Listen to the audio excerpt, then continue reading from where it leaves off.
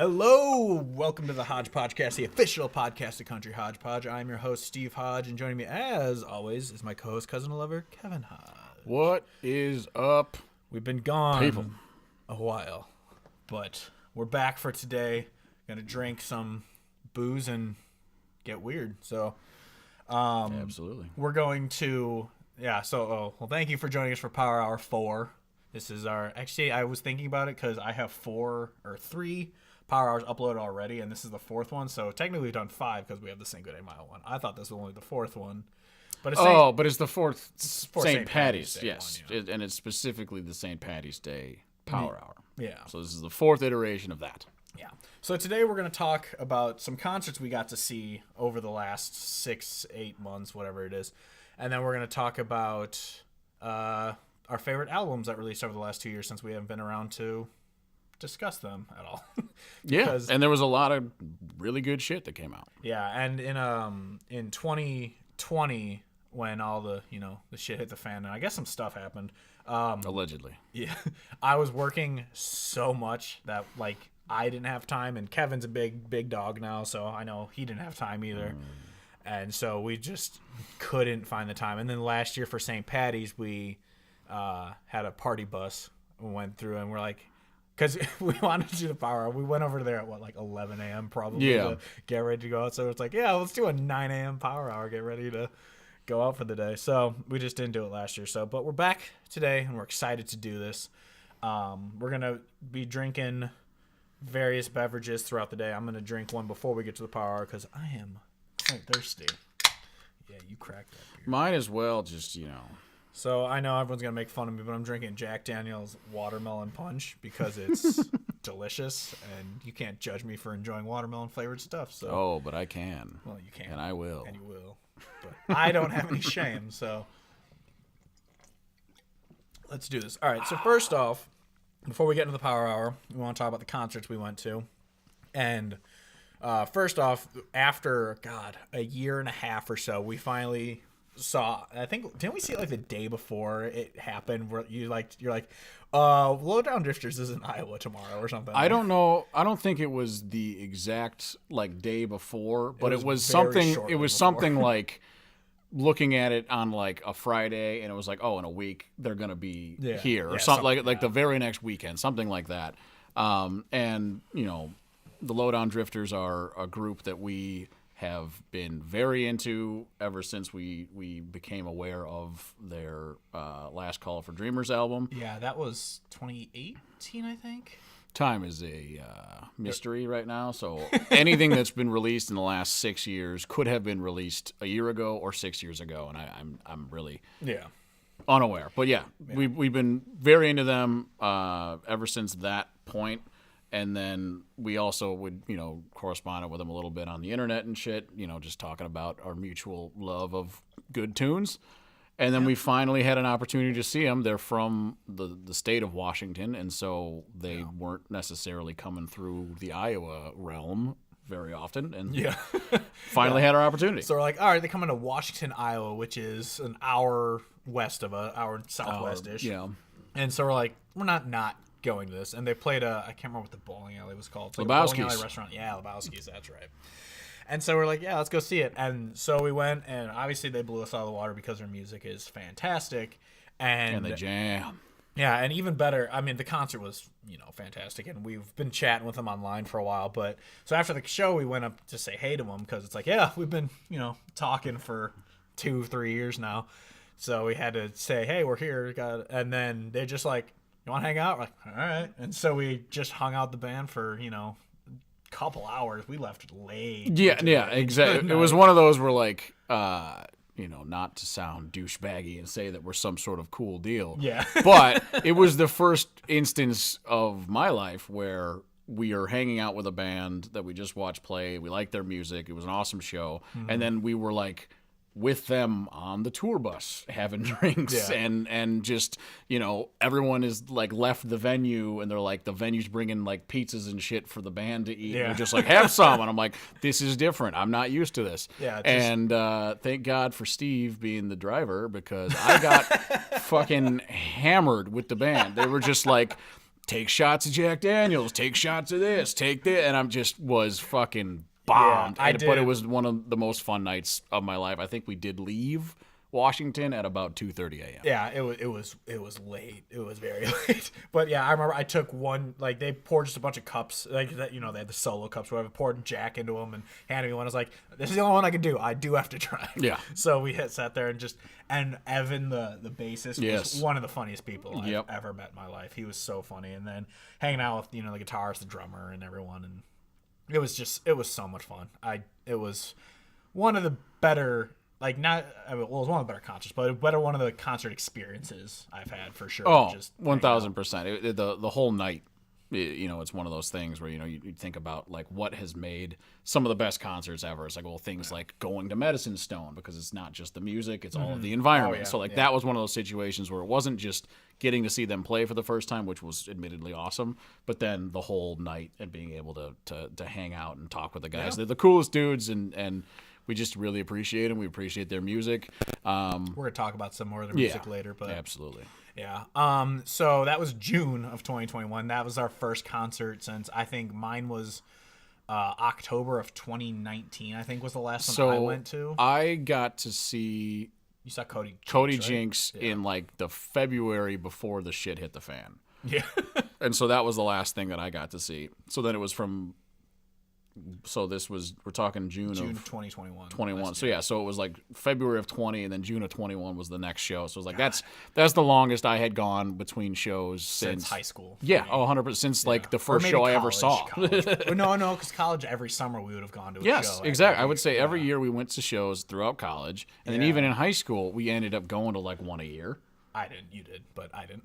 My first. Well, I went to small local band, but the first concert I went to was summer of 2009. I went and saw Kenny Chesney up in Milwaukee. That was the first like big concert I went to, and that's when I got lost in Waukegan.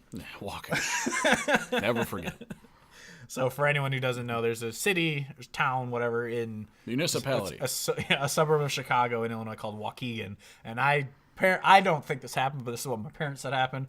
They gave me, this was back before phones had GPS on them, so they gave me their GPS to put in the car. And apparently, even though I put it marked saying don't avoid highways, it was avoiding highways. And so I called my parents like, I don't know how to get home. I'm lost in a town, according to them, called Waukegan. And so they made fun of me for that. And I still don't think that happened, but according to them, that's what happened. I think it happened. But next up, we had 3 concerts in August. So August of last year was awesome. Yeah, we then basically got right back on the trend of like, all right, we're back. We're seeing shows. We're going to everything. We live in Iowa. Everything's open. You don't have to wear a mask or show your Vax cards everywhere. So first one we went to was Charley Crockett with Joshua Ray Walker opening. And this one, I realized the sin of... In 2018, we did our top 50 albums, and I think out at like 44, I put Joshua Ray Walker's album of that year. And I looked back and I was like, how did I rank it that low? It is an amazing album. Why did I rank it like 44th? But so we discussed, like, because I remember we were driving to it, and I just was ready to see Charley Crockett again. And Kevin just goes, I just want to see if this Joshua Ray Walker sounds as good live as he does on his recordings. And spoiler. Yeah, and that was incredible because I, similarly did not rank his albums high enough at all because I just, didn't really think about it. But I had a couple songs that I was like, oh, I really like these songs. Yeah, because I remember we got there and you're like, I love Canyon. Canyon. And so that's what I was like, he sounds incredible on the recording. I want to see if he can belt it out like he's doing here. And so then he goes up there and it's just him acoustic. And let me tell you, he fucking belts it out. Almost sounds better live than he sounds on the recording, which doesn't even make sense. But it was incredible. There are some artists like that where you see them live and you're like, this is even better. Like we're gonna get to one that we saw in January this year. And and the thing is, it's those moments when you see live music where like the band's playing and everything together sounds incredible that you're like, this is better than it recorded. But it's rare to me that you hear a pure voice. And you'll hear him singing live, and you're like, I prefer hearing his voice live, and because it doesn't make sense, because you think that you master everything on your recordings to sound as perfect as you can. Yeah. And him and his guitar opened. It was incredible. So yeah, see if you have the chance, see Joshua Ray Walker. He's so good. But we're doing a disservice not talking about Charley Crockett, but we've seen him twice before then, or once. We saw him at Windy City Smokeout. Did we see him at Medicine Stone? He was down there, but I don't know if we watched it or not. I don't remember. Oh no, I think he was like the midnight show the last day. So we had already left, that was that. It was either the midnight show one of the days we left, or it was just one of the midnight shows. We're just like, we're tired. Yeah. But Charley's great. He's got such an infectious vibe to him. His stage presence, his banter. Obviously, his music's incredible. The band is amazing. They absolutely jam out. He's got a great. The presence of where he's just kind of stringing everything together, the song to interaction with the crowd to back to song. It's like it's just all strung together perfectly, and that's why he's a master. Yeah, and it was a great show, but honestly, we both left just being like, Joshua Ray Walker was amazing. Yeah, like we're seeing him again for sure. He was supposed to come back, I think November, but that's when he got COVID, or else the Omicron shit happened or whatever, and so he kicked it back to February, which we'll get to again. But next up is we saw Vincent Neil Emerson with a local opening for him at what's his name? Yeah, Sean Costanza. I'd seen him be an opener at the Raccoon Motel, at the old Raccoon Motel. Yeah. He's good. He's very solid. He just we're not really we didn't aware. Know his music, yeah, exactly. So it's just kind of like it was nice. It was entertaining, but yeah. But Vincent Neil Emerson I didn't realize how much he could shred on the guitar. Yes. He's one of those guys who you hear his music live and you just assume he's got, a guitarist in the band, but he himself belted it out. It was exactly. And like I understand that about to make this comparison, people are like, it's like, but like kind of like Sturgill Simpson is like you don't necessarily think about Sturgill Simpson himself as an unbelievable guitarist if you haven't seen him live. If you've only heard the recordings, you don't necessarily know how much of it is him. That's what I felt with Vincent Neil Emerson. Was like you see him live and you're like, oh, he's gonna take the lead and just jam. I mean, and anytime a guy's holding an acoustic guitar, it's like, okay, is this a Alan Jackson, George Strait situation where he's just kind of don't even go there. George Strait and Alan Jackson will play some chords and just do that. That's what I am. I'm a rhythm guitarist. Yeah, and like there's nothing wrong with that, but sometimes it's just kind of more of a prop than anything. But no, he was going nuts, and he is a perfect example of like I had heard his songs and I liked them, but it didn't really hook into me until we watched him live, and I'm like, okay, remember this forever. Yeah, he was absolutely fantastic. And then finally in August, I saw Kevin couldn't go. You were golfing, I think, that weekend. Was that when you went up to Lake Geneva? It might have been. In August? I think that's when you went up to Lake Geneva to golf. It could be. I don't remember when we went. I was alone at the. So yeah, I went to the show alone, and they opened. I'll just go opener and then them. The opener was Buffalo Gospel, who we had talked about. I think they're almost ranked on our top 50 also that year. They're just a fantastic band, and then I actually met the band after. They're another one who I sat and chat with for a while because I've seen Mike and the Moonpies 4 or 5 times now, so I didn't feel bad missing a few songs to go meet the other band. So I went out and chat with them, bought their record because now every concert has records to buy, and that's bad for my wallet. Yeah, it's awesome. Yeah, but yeah, because we're now both. So if you're an old listener, you know that we used to do the segment Kevin's Vinyl Collection where we would just talk about the records Kevin has. Well, now I have a bunch of records too, so it's going to, if we ever bring it back, it's just going to be Vinyl Collection. Yes. So it's awesome. But yeah, so I bought their record and chatted with them for a while. But then Mike and the Moonpies, it was actually shortly after their newest album came out. So I was hoping they'd have that. They didn't have it on vinyl because I think it was near the end of their tour and all their records except like one of them was sold out. So I couldn't buy them sadly. But Mike and the Moonpies, as always, is fantastic. Though I do have to say, I'm sure the guy's great. Their new bassist is obsessed with taking over the stage. It's like, dude, you're the bassist. Just chill. Like, he gets out in the front, he's like waving this crowd. Like, because it's hilarious, because they're like a very, if you don't know Mike and the Moonpies, you're crazy, but they're a very traditional country band who sings about touring and all this stuff all the time, and so they kind of stay still up on the stage and they play their songs because there's a traditional country band, and this guy's going around like he's fucking Taylor Swift's bassist. I think that's the guy who goes crazy all the time in those videos. But I have no idea. I just remember seeing a video of a bassist like headbanging. I'm like, dude, you're playing country music, stop doing that. And so that's kind of what he did. So I was distracted a little bit, but the music itself is great, and if you don't know Mike and the Moonpies, definitely check them out. Mike Moonpie and the Moonpies. Yes. And so in September, we only went to one show, but this show was also fantastic. This is definitely one, well, Kevin got ripped off by a scalper, but... Yeah, that was unfortunate. We saw Austin Meade and Koe Wetzel in Rosemont at Joe's Live, which was amazing. But yeah, so tell the story of your ticket buying experience. Yeah, so I bought anyone who's been trying to get Turnpike tickets lately knows this pain, where you try to get tickets, you go onto the internet at 10 a.m. on the Friday or whatever the fuck when it is available, and you click the buttons as fast as you can, and you try to get in the queue and whatever.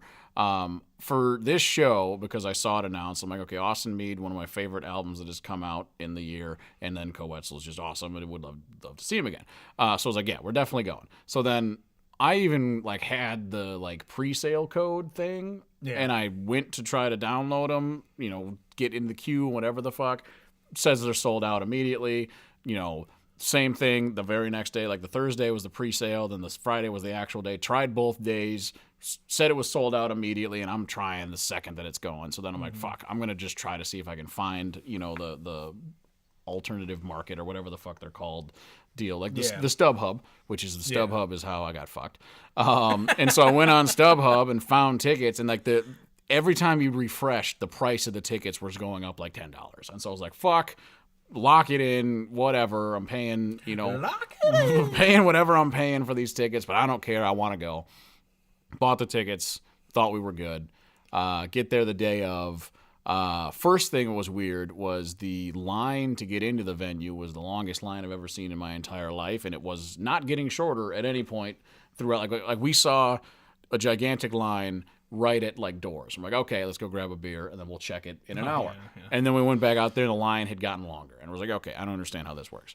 Wait through the entire line, miss most of the openers and Austin Meade's set. Waiting in the line to get in. Finally get to the front of the line. Tickets aren't real. Apparently scalpers and scammers had done a number on all of those tickets. Yeah, because it wasn't even a surprise to the dude checking the tickets. Yeah, he's like, oh, this is a fake. I'm just going to add it to the list. But luckily we were able to buy more tickets, which, spend even more money, whatever, to actually get in. We finally get in, catch the last several songs of Austin Meade's set, which was awesome, but made me pissed off and sad that we didn't catch all of it. Yeah.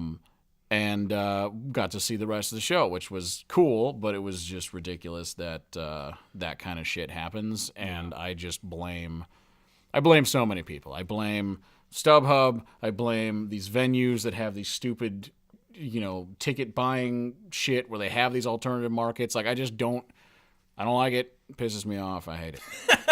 That's my piece. Yeah, but the show itself was great. Even though I still love Koe Wetzel's music. I still listen to it very often, but he doesn't really play his noise complaint songs that much anymore. He does obviously February 28th, 2016. It's one of his biggest hits, but he didn't do Tell It All Town. He just did he just kind of went as a rock show this time. Well, he did do Fuss and Fight, which I very much appreciated. Oh yeah.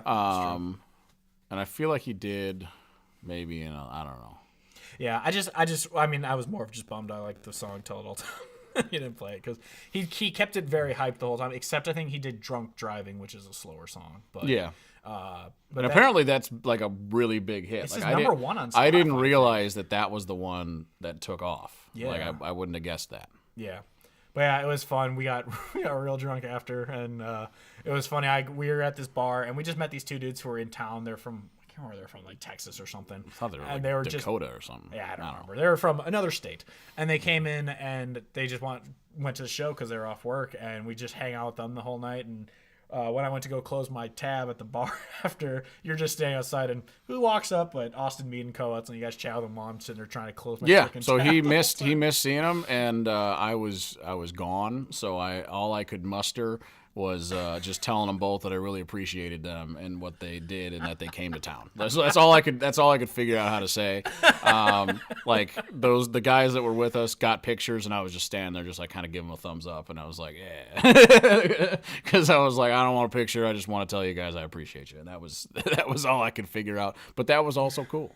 Yeah.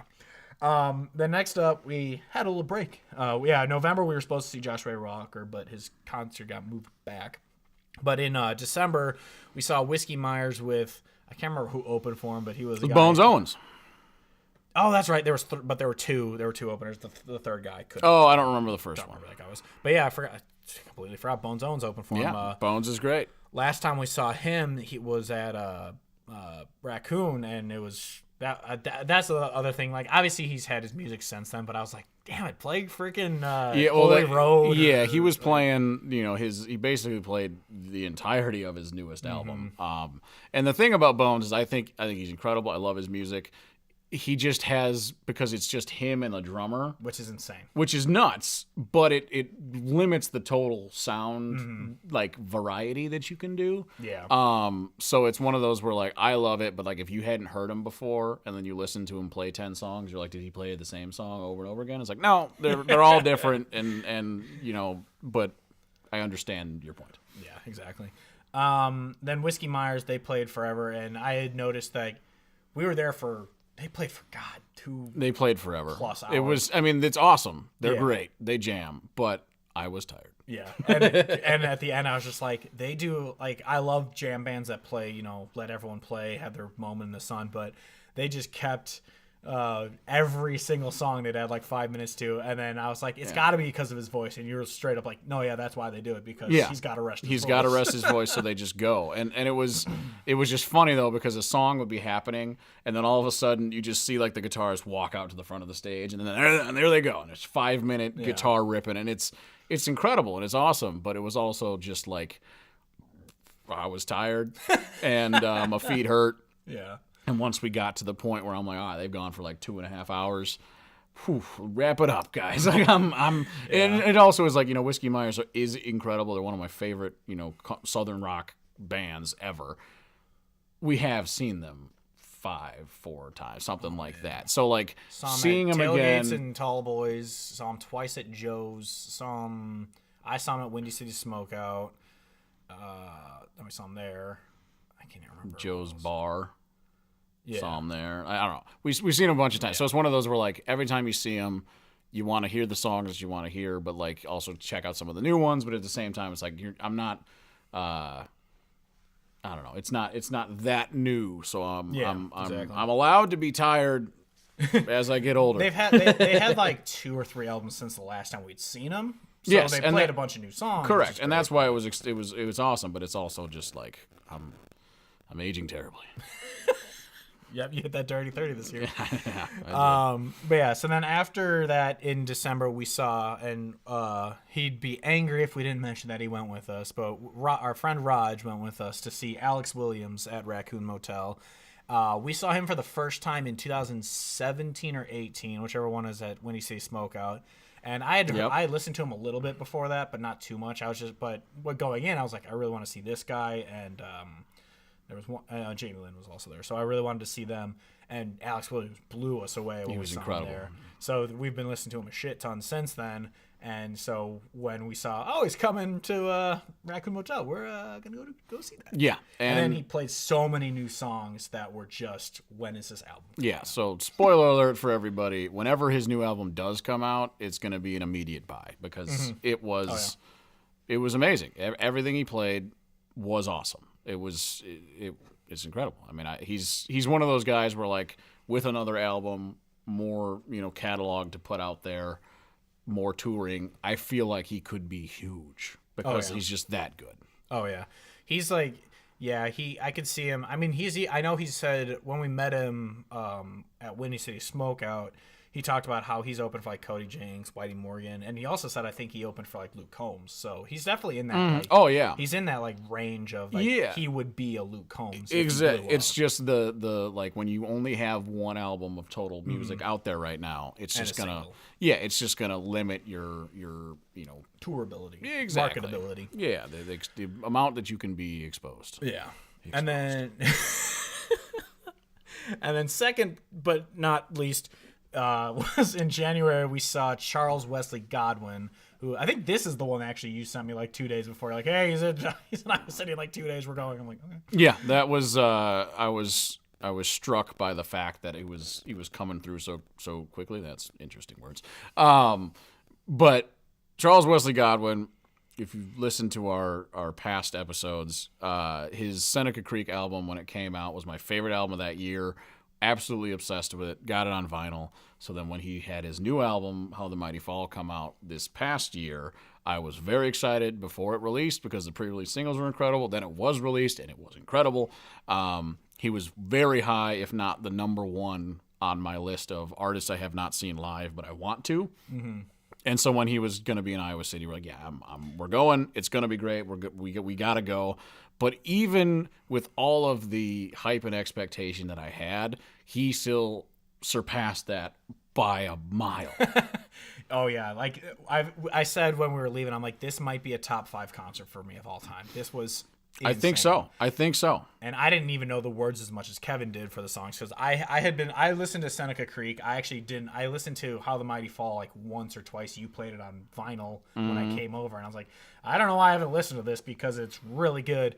And so I was blown away. Like, it also came out right around when I went to Hayward, and so I was able to listen to it throughout my drive, and it was like, this is perfect. Because I did that same thing with Billy Strings' Home album once, and I was like, this is just the perfect way to take this in. It's just like northern Wisconsin in the fall, and it's just like, this is incredible. And yeah, his music on the recording is incredible. And then, you never know how someone's going to sound when you see them live. Oh, yeah. And you never know how many people are going to be in their band. Yeah. And it turns out with Charles Wesley Godwin, he's going to sound just as good or better than everything that you heard on the album. And he's going to have like a 100-piece band because it was incredible. The only instrument from his albums that he didn't have on stage was the fiddle. He had every other... Like he even had the trumpet. Yeah. Like he had every... He had the trumpet. Oh, yeah, he had the trumpet. Yeah, the trumpet for sure. I am a huge fan of the trumpet. It was such a good live show, live environment. Shout out to Wildwood Saloon in Iowa City because that was an incredible place to see a show. Going back 100%. Sure. And he hit all the different things. They had the upbeat where they were all rolling, they're jamming, the lead guitar's going, he's jamming on the guitar, they're just doing everything. Band's taking over. And then they had, band leaves, he's going to play some acoustically, and he's just got such a powerful voice. It was incredible. He played Seneca Creek acoustic, right? Yes. Yeah, and then the first time, I probably heard it just when Kevin was playing it for me, but I hadn't paid attention to the song Jesse until he played it live. Incredible. And I was just, it's constantly a top 5 on my on repeat playlist now. I always have it on my on repeat because it'll be a top 5 at the end of the year. Like when that Spotify replay comes out, it's going to be on there because it was... Yeah. Yeah. But next up was finally in February... We saw Joshua Ray Walker again when he came through the town that we live in. We live in Iowa. And we saw him again, and this is the one that was delayed. And our friend Raj again came with us because we drag him to our country concerts now. And and Doug was also at Alex Williams. He's commenting right now. I forgot. Sorry, Doug. What up, Doug? I forgot he was there because he was out in the bar area talking to people the whole time. Doug has your father's ability to talk to everyone on the planet. Yeah. And as a person who doesn't like to talk to people, I am amazed continuously at your ability to converse with people who you don't know, but then all of a sudden you become very fond friends in about 5 minutes. Yeah. But anyway, Josh Ray Walker, he came through and he did his encore was just an acoustic version of Voices, which is my number one song on repeat all the time. It was my third overall played song of last year, and it was amazing. And we get Raj in there listening to the majesty that is Joshua Ray Walker. Yeah, and that's just to segue off that idea. Yeah. For anyone who's listening and have experienced the same phenomenon, there's nothing better in my mind at times than taking someone who you think would like a type of music and then like forcing them to go to a show or forcing them to listen to it, and then all of a sudden you see the fire burn and they're like they're just legitimately independently interested in this, beyond our involvement. And that's what has happened, and that's what I think is really cool. Is you get a friend who's interested in music and then they're going to seek it out on their own. We've done our job, and that's it's just the coolest thing. Yeah. So before we move into the power hour, well, first I want to read Doug's comment he just wrote. He said, just heard Zac Brown Band on the Pat McGaffer. Yeah, that's not a thing. Talking about his 100-man band, which is, I wanted to read that because it just reminds me. It just keeps growing over time. Well, it keeps growing, but his music becomes worse as time goes on. Because like I said, I know I was editing the podcast put on YouTube. If you guys want to follow us on YouTube at Country Hodgepodge. Yep. There was a time we were talking about, we're like, what does his band even do anymore? Because when he's putting on this pop shit, it's like, that's just a laptop. Your fiddle player's not out there doing anything anymore. Like, what does he do during stacks on stacks, Gucci strings or whatever the fuck? I am it is so funny. I mean, there's plenty of examples of artists who I liked at one point and then they sold out and then I hate them and now I don't care about them anymore. There's plenty of those. But Zac Brown was one of those where in the heyday, when he had only released the first 2 albums, he was on the top of my list of like, I need to see this guy before I die. And now I don't care. I know.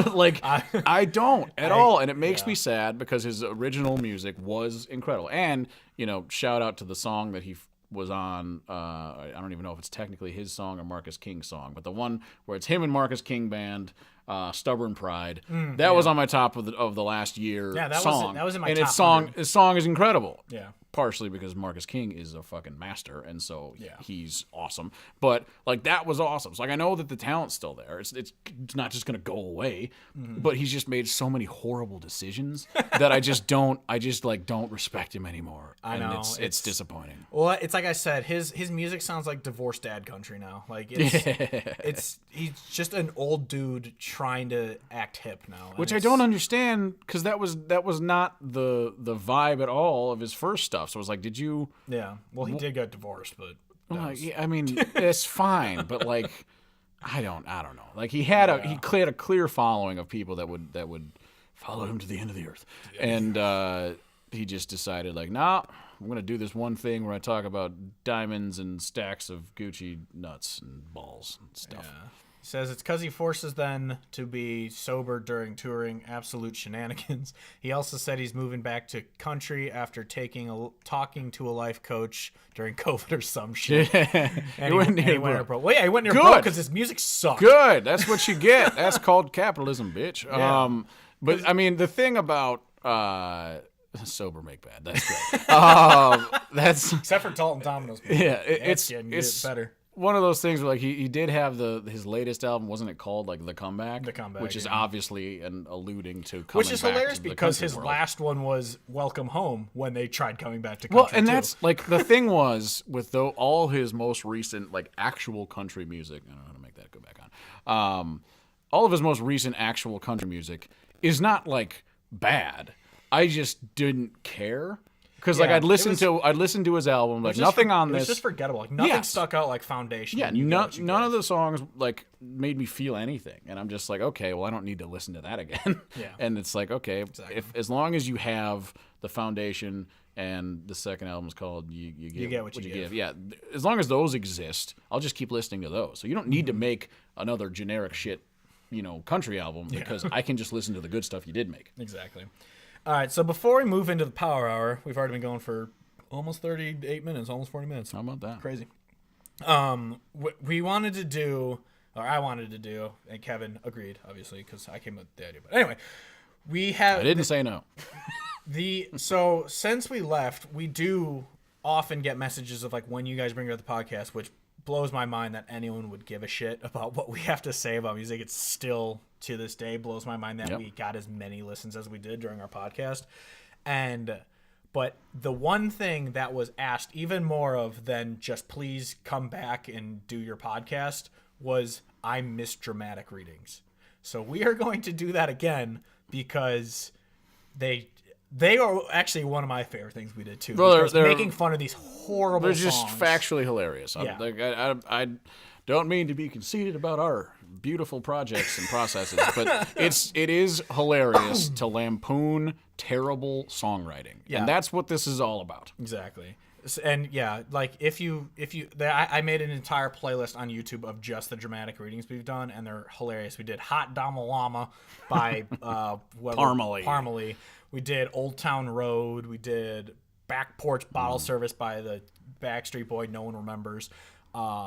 And one other that I can't remember right now. Yeah, there's plenty of terrible music out there, but it's also like it takes a specific kind of awful song to be a good dramatic read, and I think we have one today, Steve.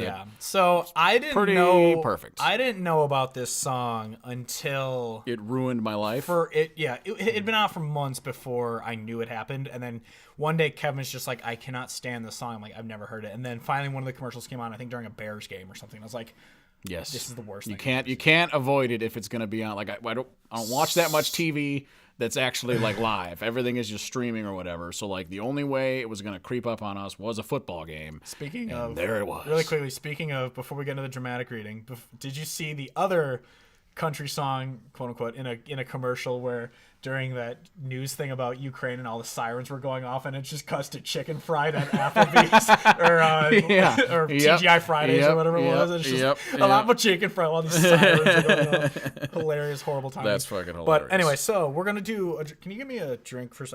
Absolutely not. I need to lubricate my throat. Want one of these again? Yeah, that's the easiest one to drink. So I'm gonna have one of these. So we're going to do a dramatic reading of, that's right, Walker Hayes' Applebees song, which I guess is technically actually called Fancy Like. Yeah, it's technically called Fancy Like, but everyone knows it as the shitty Applebees song that has ruined America. So here we go. Walker Hayes' Fancy Like.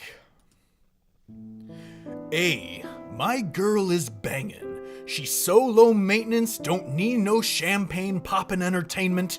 Take her to Wendy's, can't keep her off me. She wanna dip me like them fries in her Frosty. But every now and then, when I get paid, I gotta spoil my baby with an upgrade. A. Yeah, we fancy like Applebee's on a date night. Got that Bourbon Street steak with the Oreo shake. Get some whipped cream on the top too. 2 straws, 1 check, girl, I got you. Bougie like Natty in the styrofoam. Squeaking in the truck bed all the way home. Some Alabama jamma, she my Dixieland delight. Hey. That's how we do, fancy like. Oh, fancy like. Oh, fancy like. Oh, fancy like. Oh. Don't need no Tesla. Too impressive. My girl is happy, rolling on a Vespa. There she goes. Don't need no mansion. Ooh. To get romancing. Ooh. She's super fine, double wide, slow dancing. But every now and then when I get paid, gotta spoil my baby with an upgrade.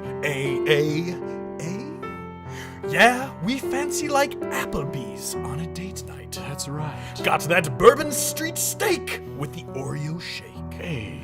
Get some whipped cream on the top too. Gotta add that whipped cream. 2 straws, 1 check, girl, I got you. Girl, I got you. Bougie like Natty in the styrofoam. Squeaking in the truck bed all the way home. Some Alabama jammer, she my Dixieland delight. Hey, that's how we do. That's how we do. Fancy like. Give me cancer now, God. Walker Hayes, 2020 or something. Applebees is dead to me forever. Don't remember. And ever. I will never go back to Applebees. Applebees. Ever. Ever!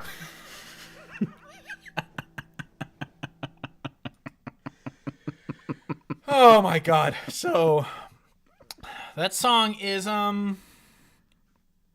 it's a song. I don't know if you can even say that. I'm going to be completely true. honest. There's a minimal level of something that requires a song to be called a song, and I think that is just a collection of noises.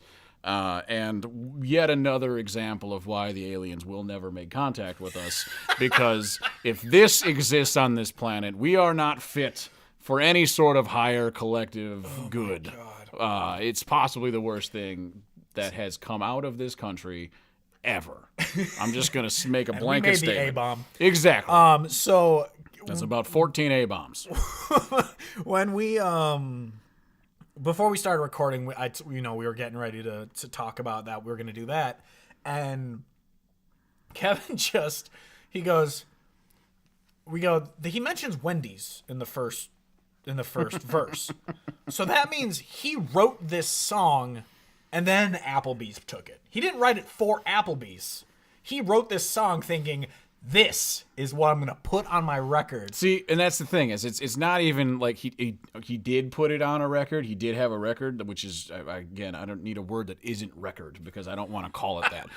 He put it on the physical disc. He had a collection of poop, and he did release that poop collection. And he actually wrote this thinking this is something that people want to hear, and then apparently people do want to hear, which is the most concerning part. I mean, it's this new world where we've had all these different words to describe the terribleness. There's bro country, there's boyfriend country, there's fucking all this screaming bitch country, whatever the fuck, exactly. And now we're just in TikTok country, and that's true. It's fucking awful, and it drives me insane. And it's one of those things where just when I thought it couldn't get worse, it got so much worse. Yeah. Doug says Walker Hayes is 45, so it's especially weird he does pop music about high school days. Yeah, and it's I don't want to say too many things about him personally because he's got a family and kids and whatever. Yeah, whatever. I mean, I'm sure he's a good There's person. nothing wrong with it. But I would love for him to get hit by a car. Is what I'm coming down to, is that if he was just slightly nudged by a vehicle, that would probably be okay. Dude, I saw when I was going through just all our old shit, and I think it was, I don't know, one of us put out a tweet from us. It said, we live in a bad world where Hunter isn't the worst Hayes. And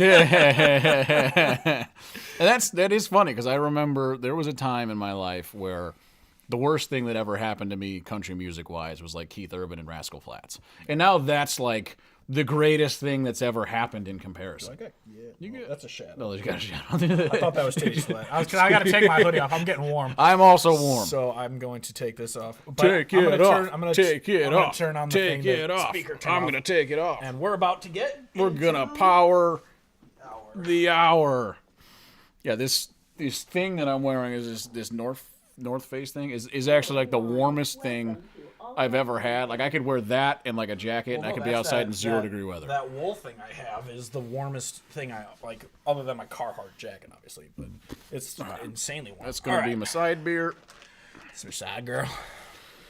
This is gonna be my beer. I'll do a Kona first. Beer. This is gonna be your beer. With Mac going, is the pace era now to be considered 100% failure, and how much have we been set back? Yes, a lot.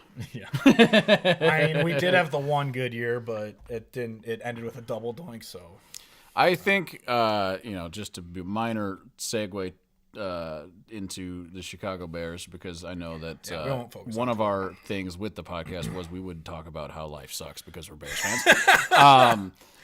I think it's unfortunate because the pace era got really close. 99% of the roster in 2018 was great. We just had not the perfect quarterback. I don't think Mitch is even as bad as some people want to hate on him for, but he just wasn't good enough. The rest of the team was pretty solid. But then Pace mortgaged his whole fucking future on that run, and it didn't work out. And then it turns out the coaching hire was actually the worst move he made at all. Like you could argue, not grabbing Mahomes or Watson and grabbing Mitch is fucking terrible, and it is. But you could almost say that the worst thing he did was think that Matt Nagy was going to be the guy to lead us to the future. So it sucks. And I'm sad, and everything sucks. So that's the state. And for anyone wondering, that was a comment that we got. We didn't just start randomly talking about but I could. Thank you, Danny, for the comment. And cheers to you as well. I don't know what time it is in the UK, but there's 6 respect. hours ahead, I think. You could say any number, and I believe you. 6 or 7 hours, something like that. Anyway, so let's fucking do this.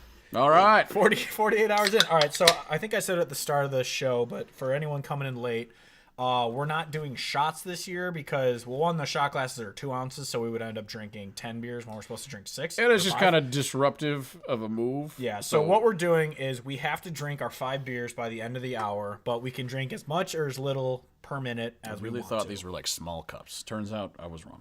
Yeah, I know. I have just a little bit left in this. It's a 16-ounce beer. Yeah, how about that? So, actually, there we go. It's a 16-ounce beer.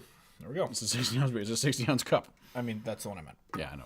All right, so let's fucking do this. I'm going to pop up. So, I was going 7 p.m. Yeah, so I was... You were right.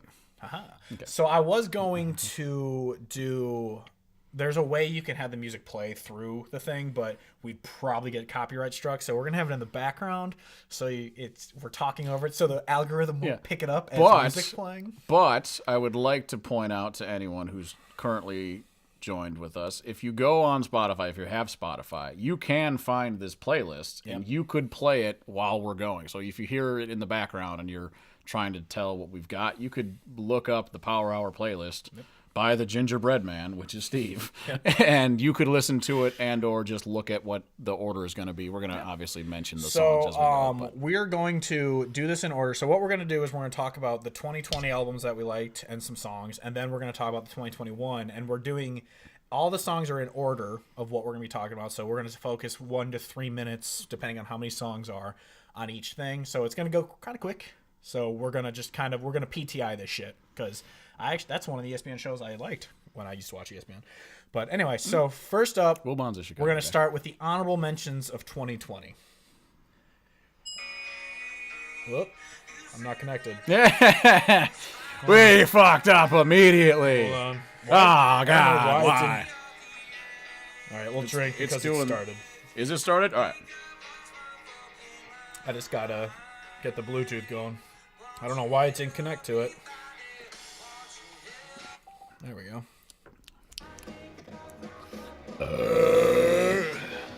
All right. So first up is Koe Wetzel's Sellout. So we're going to have to go through this one quick because it's probably going to run out soon. Yeah. Sellout, I liked it a lot, but it wasn't as good as how I felt about his previous albums. High, yeah. But it is a perfect example of an album that came out and has a couple songs that I routinely play all the time and are always on my on repeat. So, this being one of them. Yeah, country and western. Brain's fucking fried on the other one that I listen to all the time. Sunday and Monday. Sunday and Monday. That's the one that I would. It's my go-to. Driving to a golf course in the summer. That's what gets played. So next up is Kobe Cooper's Volume 2 EP. And the song that's playing is Two Words, which is my favorite from it. I remember a good breakup, fuck that bitch kind of song. Yeah, I remember I sent this one to Kevin when it came out. I was just like, just listen to this. Just do it. You were at work, so you couldn't right away. Wait, I'm just listen to this song. You'll love it. And he replies just like, yeah, that's amazing. So if anyone wants to know, the 2 words are fuck you. So. But the rest of like Cannonball's great. This entire EP is fantastic. It's just this is the best I think of the EP. So. Did we mention that we're not doing the shots, but our goal is just we got to drink our 5 drinks? Yes, I said that 5 minutes ago. I wasn't paying attention. Clearly. Yeah, but that's Kobe Cooper. So next up is about to hit. Yeah, great song. Yeah. Next up, this is Pecos? I think it's Pecos. Pecos and the Rooftops Red Eye EP. This is one actually. Your thing didn't change like the image though, which is fun. But yeah, songs playing. Who cares? So this is an album. Actually, I didn't. So normally, for like the last 3-4 years when we've been doing the podcast, I would know when every album came out, and someone would be like, "Have you ever heard this guy called like Chris Stapleton?" I'm like, "Yeah, I know more than you." Like Ron. Oh, exactly. I love doing the "I know more than you" move along. Yeah. And so that's what would happen. But when I moved out here, I obviously joined dating apps because that's how we date nowadays.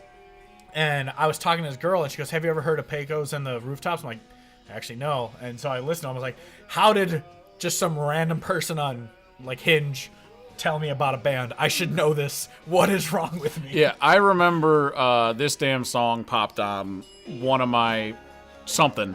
That one got me hooked, and then I actually more recently got back into that whole EP, and I love it. He's great.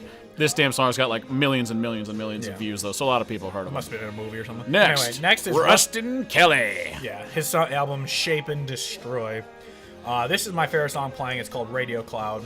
Yeah, Rustin Kelly is famously known as the ex of Casey Musgraves, and so the source of, if you like her latest album, then that's him. I didn't listen to it, I don't think. I didn't. I mean, it's moved away from country, so I just stopped caring. Yeah. But the thing about Rustin Kelly, I've been really into him for I've been more into him than I was ever into Casey Musgraves, and it's because I'm sexist, but no, it's because I think all of his music is incredible. He's got this infectious melody to it, which always is in the country and or folk Americana realm, and I really appreciate that about him, and that's why I'm so into him. Yeah. So next is the Wilder Blue, who used to just be known as Hill Country. And then I think there was already a Hill Country. Hill Country. I think there was already a Hill Country, and that's why they had to change their name. Oh, is that why? Yeah. I just remember one day I was like, I thought he was in a band called Hill Country. Yeah, I believe I saw that they announced that we're changing our name because there's like a copyright, or there already was a Hill Country. Okay. But yeah, so anyone who doesn't know, this is Zane Williams' band, and it's just... Also, I believe the guitarist, because he sings on one of the other ones, is Paul Eason, and he's got a song called something Flood. I fucking forgetting the Frio River Flood. Love that song. Yeah. So he's in this band. I have him saved on my...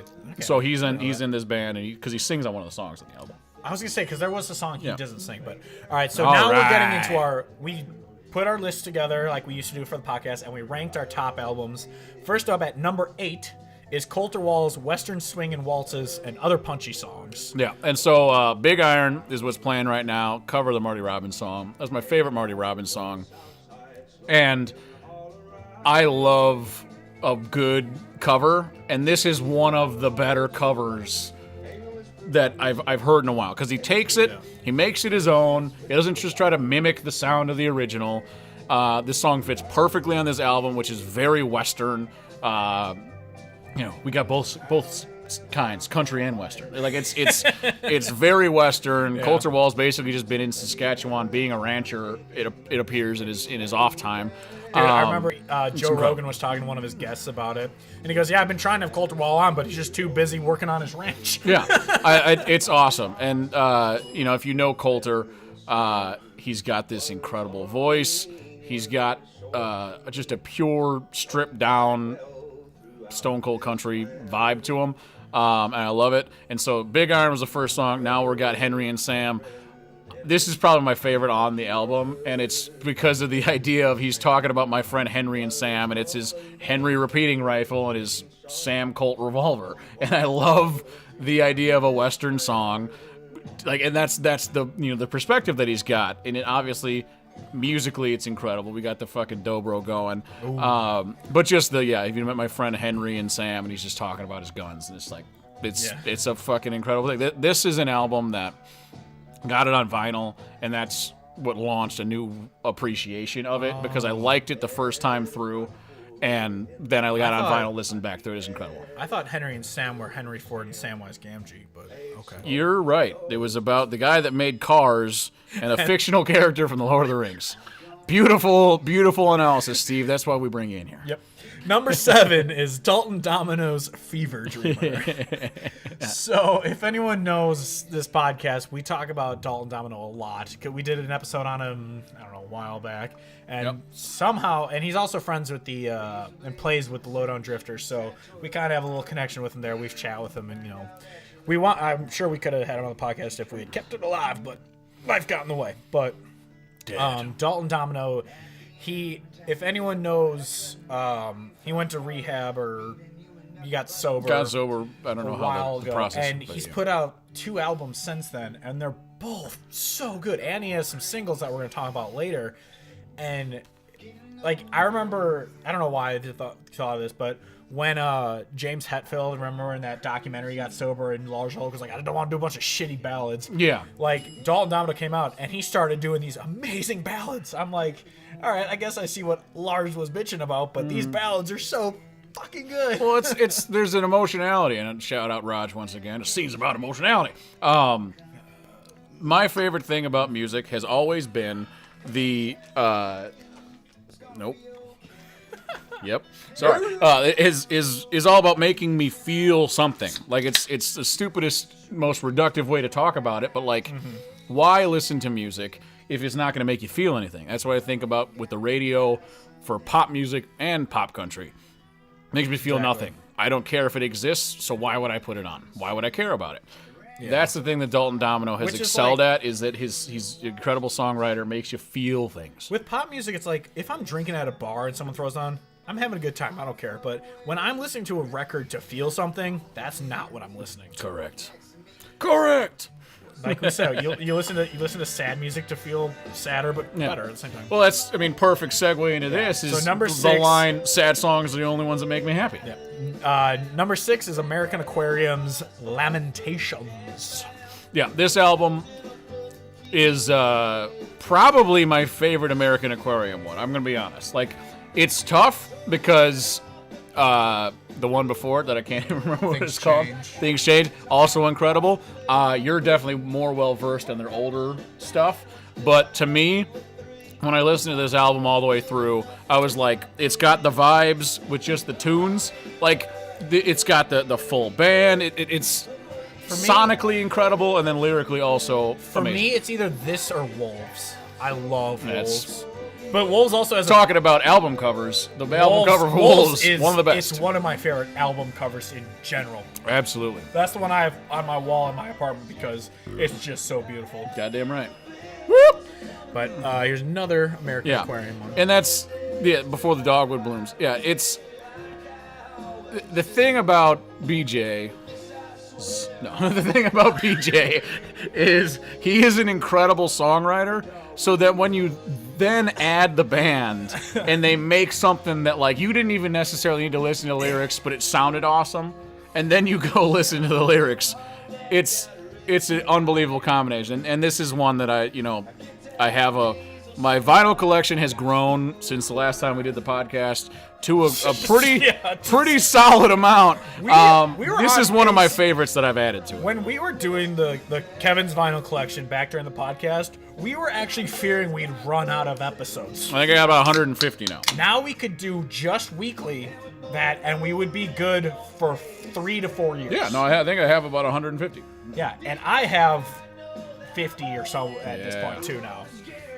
So next up, wonderful transition. So next up is number 5, Koe West's Overgrown. Koe West was my number 1 played artist of last year. I found that we found this album in 2020 and talked about it. Not on the podcast, but we talked about it. And then just randomly one day, one of his songs probably came on a daily mix. And I listened to it, I was like, this is so good. It's a beautiful thing. We'll get to Austin Meade later, but similar thing happened to me with Austin Meade where I listened to it and didn't appreciate it nearly enough. Even said to Steve, I don't even think any of the other songs are that good. We'll get to that, yeah.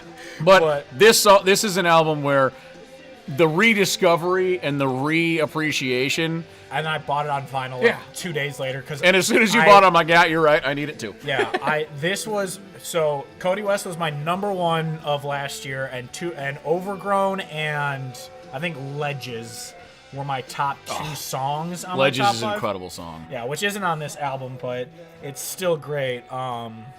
So I bought, it might have been October that came on, and I just listened. I was like, wow, this is so good. And so I just went through the album, and I literally just for days, the album was on repeat. And it's a great album for, like, I would love more of it. Like, I think there's only 7 songs on it, right? 6, 7 songs. There's not like 10. I don't remember. I'd love more, but at the same time, you can rip through this in a half hour and be like, my life has changed for the better because I did that. Yeah, I'm obsessed And with the album. Going forward, Cody West is high on the list of pay attention to everything he releases from here on out. Yeah, I think this was listed as my number 2 album on my personal list, and then when we put them together, it got kicked to 5. Oh, the thing about our list is there's just been so much good music has come out like this. Next up is number 4, Arlo McKinley. So the thing about Diamond Arlo Western. is there's a bunch of things. First, he is signed to Oh Boy Records. Oh Boy Records famously is John Prine's record label. So that's fucking cool. Which means if John Prine likes him, you better like him, otherwise fuck you. Okay, John Prine's dead. I will fucking kill you. The thing is, so I bought off of Oh Boy Records. They had a deal where you could get Die Midwestern on vinyl, and you could get his first album, which I don't remember what it's called, but it's got a big image of Ohio on it. You could get both of them, and it was like $30. And so I bought both of them, and I had listened to these before, but not really like gave it the proper time of day. And then I bought both of them on vinyl, listened to all of them. It was also then John Prine dies, and I'm like, okay, I gotta fucking get back into it. Arlo McKinley and Lonesome Sound. Yes, and these the Arlo McKinley has become I think he was my number 1 played in 21 artist. Nice. And he's become like I say like things that sound like I'm exaggerating and being hyperbolic, but he's probably like a top 10 artist for me right now of all time because he's that good. Dude, you listen to these albums start to finish, the sound, the songwriting, all of it is there. It's got a beautiful, we bring back our favorite word, haunting. He's got this haunting vibe to it. He's easily number 1 on my list of as soon as I can see him live, I need to see him live because it's incredible. That 2014 album is actually, those songs come on my daily mix all the time. They're fucking incredible. And so when you said Arlo McKinley, I was like, I wonder if that's the album because those songs, Yes. I have so many. Well, I'm saying I wonder if I thought that was the album because it would always pop up, but then it wasn't. It was that other one. But still, Which they're both incredible. But next up is number 3, Ward Davis's Black Cats and Crows. And this, we've talked about Ward a lot. Yeah. He needs to be bigger. I don't know what the fuck is wrong with people in the world where they're not supporting Ward Davis enough because they should. 2 full albums and that's fair. But Ward is one of my. It's the Cody Jinks, Whitey Morgan, Ward Davis are kind of like a group of 3 that cannot be fully separated from each other because they songwrite together, they tour together, they collaborate. All of their albums have each other's names on it. And Ward's latest album, it's fantastic, start to finish. This is a fucking murder ballad, Sound of Chains. Love a good fucking murder ballad. Love it. It's incredible. If we redid the murder ballad list, this might be it'd be number 2 because Kate McCann's still. Yeah. Oh, exactly. And it's incredible. And it's all the different things. He plays the piano in his live shows and on his recordings, and that's such a beautiful added sonic element that you can put in. Yeah, and it's you turned me on the what the fuck's the song called? I'm Not the Devil? I'm Not the Devil. His piano ballad is better than Cody Jinks' I'm Not the version. Devil via piano, and Ward Davis is better than Cody Jinks. And it's not a slight to Cody Jinks. It's just Ward Davis so anyone knows, we love Cody Jinks. Yes. I have every single one of his that are available on vinyl. I have been searching the internet for 30 on vinyl, and I don't think it exists, because now that I am 30, and I'm going to die soon, I would like it. I was going to say, I do have all of them except 30. That's Yeah. true. Yeah. Did you get Mercy? No, I haven't got them. Ah! I forgot. Of when I bought them all in bulk one day. Actually, it was because... That's what I did with Turnpike. Sorry. So cutting you off to go into Future Birds. I know. I was gonna say it. Oh, I thought you were tied not for number one. It. So I'm doing this golf style because these were our number ones. Number ones are Kevin's number one was Future Birds' Teamwork. Yeah. So Future Birds. A couple things about them. They aren't necessarily what you would say is country. They're much more of a indie folk rock kind of jam band vibe. When you sent me that, when you're like, this is my number one album, I'd never heard of the band, and he goes, I know that I've talked about them a bunch of times though. Probably, but I want to. Yeah, exactly. But you told me about it, and I listened to it. I was like, Kevin's transition to just hippie, fucking hippie gypsy rock jam bands is complete because. So the thing about Future Birds, some of their older stuff I've only heard. Like, I've heard all of it, but there's only like a handful of songs that I got really into. But this album, Teamwork, I wanted to buy it on vinyl, and it was sold out. And I was really pissed about it. And I was looking for it on the internet everywhere. Tweeted at the band saying that I wanted to find it, and then they actually responded to me and were just like, we're actually doing another pressing, so keep your eyes out. And I'm like, holy fuck, this is the greatest day of my life. And so I finally ended up getting it. I gifted Future Bird shit to like my entire family for Christmas this year. I'm huge on the Future Birds wagon. They're from Athens, Georgia, which is where the University of Georgia is. They have a wonderful shirt on their site that I think is also sold out, where it's just the big bulldog head and it just says Future Birds, Athens, Georgia. That's something you would buy. Yeah, it is what I would buy, but it's sold out. But the thing about them is their vibe is just right up my alley. They incorporate horns here and there. They have a countryness, but also just like an indie rock. A couple different songs are playing, and I haven't acknowledged them, and I'm sorry, but like, check out the Teamwork album. It's incredible. The other thing I think is really interesting about them is they have two different lead singers. So like, the guy that's singing right now is not the same guy that was singing on the previous song. Explains. So they have the ability to make so many different sounds I was gonna say, because of that. And I think that's really cool. I went through this album, and I was like I'm obviously not as into him as you are, but it's impossible for that to be the case. I know, that's but I was listening, I was like, the album to me felt bipolar, and that explains why. Yes, they have two different guys that sing. Okay. Yes. That explains, because I went through, I was like, this song's awesome, this song, it's fine. This song's awesome, this song, it's fine. And they do have, there is like an eclectic nature to it, so like when you put the vinyl on, there is a bit of that, like, oh wow, this is a transition. This is a transition. But their aptitude as musicians is incredible, and I dig their whole vibe. Yeah. And so the other number one was my number one of the year was Joshua Ray Walker's "Glad You Made It."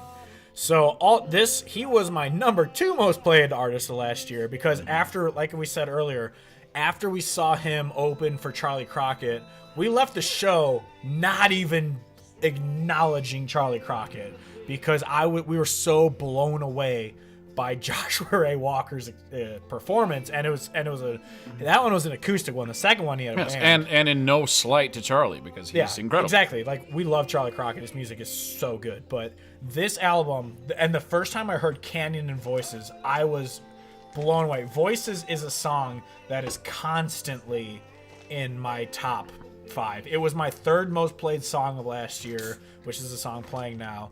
And this album, I was obsessed. Like, it was the same thing as with Koe West when I rediscovered Overgrown. I listened through this because it was right before his 3rd album came out. I listened through this one and his previous album on repeat for weeks. Oh yeah, I know that every time I was in your vehicle and you just had your shit playing, it was just always going to be him, which is I'm fine with that because he's incredible. But it was also like, there is an obsession here that has been created and it's beautiful, and I love that because whenever I have that happen, where I'm into something so hard that I want nothing but that over and over again until I get sick of it, because I won't get sick of it. It's a beautiful thing. Yeah. And he's incredibly talented. And so the song that's playing now, the previous one was Voices, which is by far his best song. Like, that's I don't know if anyone could argue that except maybe Canyon. But this is Boat Show Girl, and I love it because Voices is his best one. I just love the thing of the beacon like a redneck Statue of Liberty. And I mean, to throw back to seeing him live, he does have a wonderful stage presence and a banter when he talks he's about hilarious. When he talks about the way that he wrote the songs. He's got jokes. He's like, an awesome dude. Y'all got boat shows out here? Like, yeah, of course. And he goes, yeah, well, this is about my mom used to hire the boat show girls, and you know, this is a song about them. I'm just like, all right, whatever. And then he's got the song Dumpster Diving on his album. He goes, so you guys didn't go dumpster diving when you were kids? The sound of dumpster diving, I love the sound. It's infectious and catchy, and it's just incredible. I don't think that's the album. I'm gonna say incredible so many times on this whole fucking podcast. It's gonna be ridiculous. It's hilarious because we're packed. Like when we did the podcast weekly, we would have like 5 albums every week that were like, listen to this, listen to this, and so at the end of each month, we'd have to put together a top 10 of albums that came out. And so we would have to do that. All right, so moving on. This single came out of fucking nowhere because it's not on his new album. It was before Mercy came out. But Watch the World Die by Cody Jinks was like, it was on my, what year did this come out in 20? Yes. It was high on my year-end playlist. That's why I think it was 20. I actually remember I was driving one day and it came on my daily mix. And I was like, I was like, damn, he has a new song out. And this was like September of 2020. And it came out like May of 20. I was like, why has it been 4 months and I didn't know this song existed? It was it was what I would play as I drove to going golfing in the morning. Yeah. Because my favorite thing to do nowadays, and it's you know, the country people take this idea and they put it into all their songs, is like the windows down, driving, blah, blah, blah, blah, and all that stupid shit. But with my windows down, driving to a golf round on a weekend, playing some tunes is one of my favorite things on earth. So next up is, all right, so our boys. We didn't say anything about it. We're talking about our favorite singles that weren't on albums or yet that came out in 2020. And so right now is Lowdown Drifters is Hammered Down, but they also had All Right, If I Had a Dollar, The Ballad of Reef Shadow, Headstone, and Give Up on the Dream. They had all these songs come out. That they played them all at the concert we went to. But we, like, as we said, obviously we're a little... I mean, we loved them before we even met them or talked to them. Oh, 100%. Like, I remember we ranked them like number...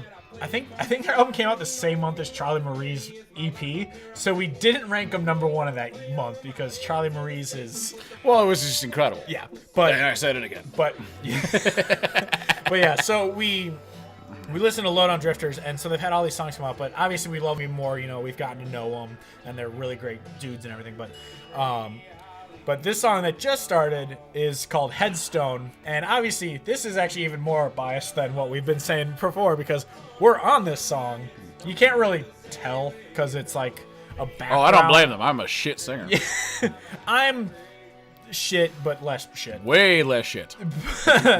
But so they just messaged us one day and like, hey, can you sing the chorus of our song because we want to put you as like a crowd. It's on the coolest idea, and once again, gotta just thank them and give them a shout out. It's like the reason that they wanted us to be a part of it is that they were saying like they wanted everybody that was like helping, promoting, listening, you know, passing on good vibes, getting people to listen.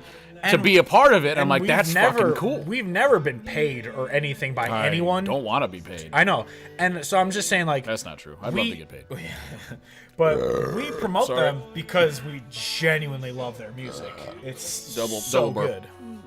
And then this is... so the last single of 2020 that Kevin used to talk about is Trey Lewis's Dick Down and See, the thing about this song, it's an incredible song. Like, it's an incredible country song. If you didn't know the words, you're like, this is just a country single.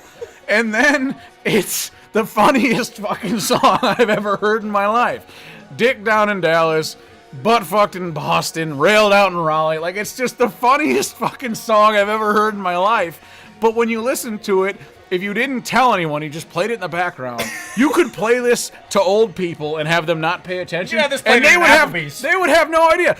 Play this in Applebees. Tell Walker Hayes to kill himself and play Dick Down in Dallas in your fucking Applebees. Imagine a trailer or like the commercial coming up like, buy our new ribeye with the new barbecue sauce. Dick Down in Dallas, but fucking Boston. Exactly. But it's so catchy and it's a pure country song. It's just the fucking funniest. Yeah. All right. So before we move on to 2021, we just wanted to take a minute to appreciate some cocks. Wait. I mean, a transition from Dick Down in Dallas is perfect right there. Yeah. So this is Walk Hard by Dewey Cox from Walk Hard was the movie. But if you haven't seen Walk Hard featuring John C. Reilly, leading actor John C. Reilly, it's satire of biopics, and it's got really good music. Like, you can't say that the music's not great.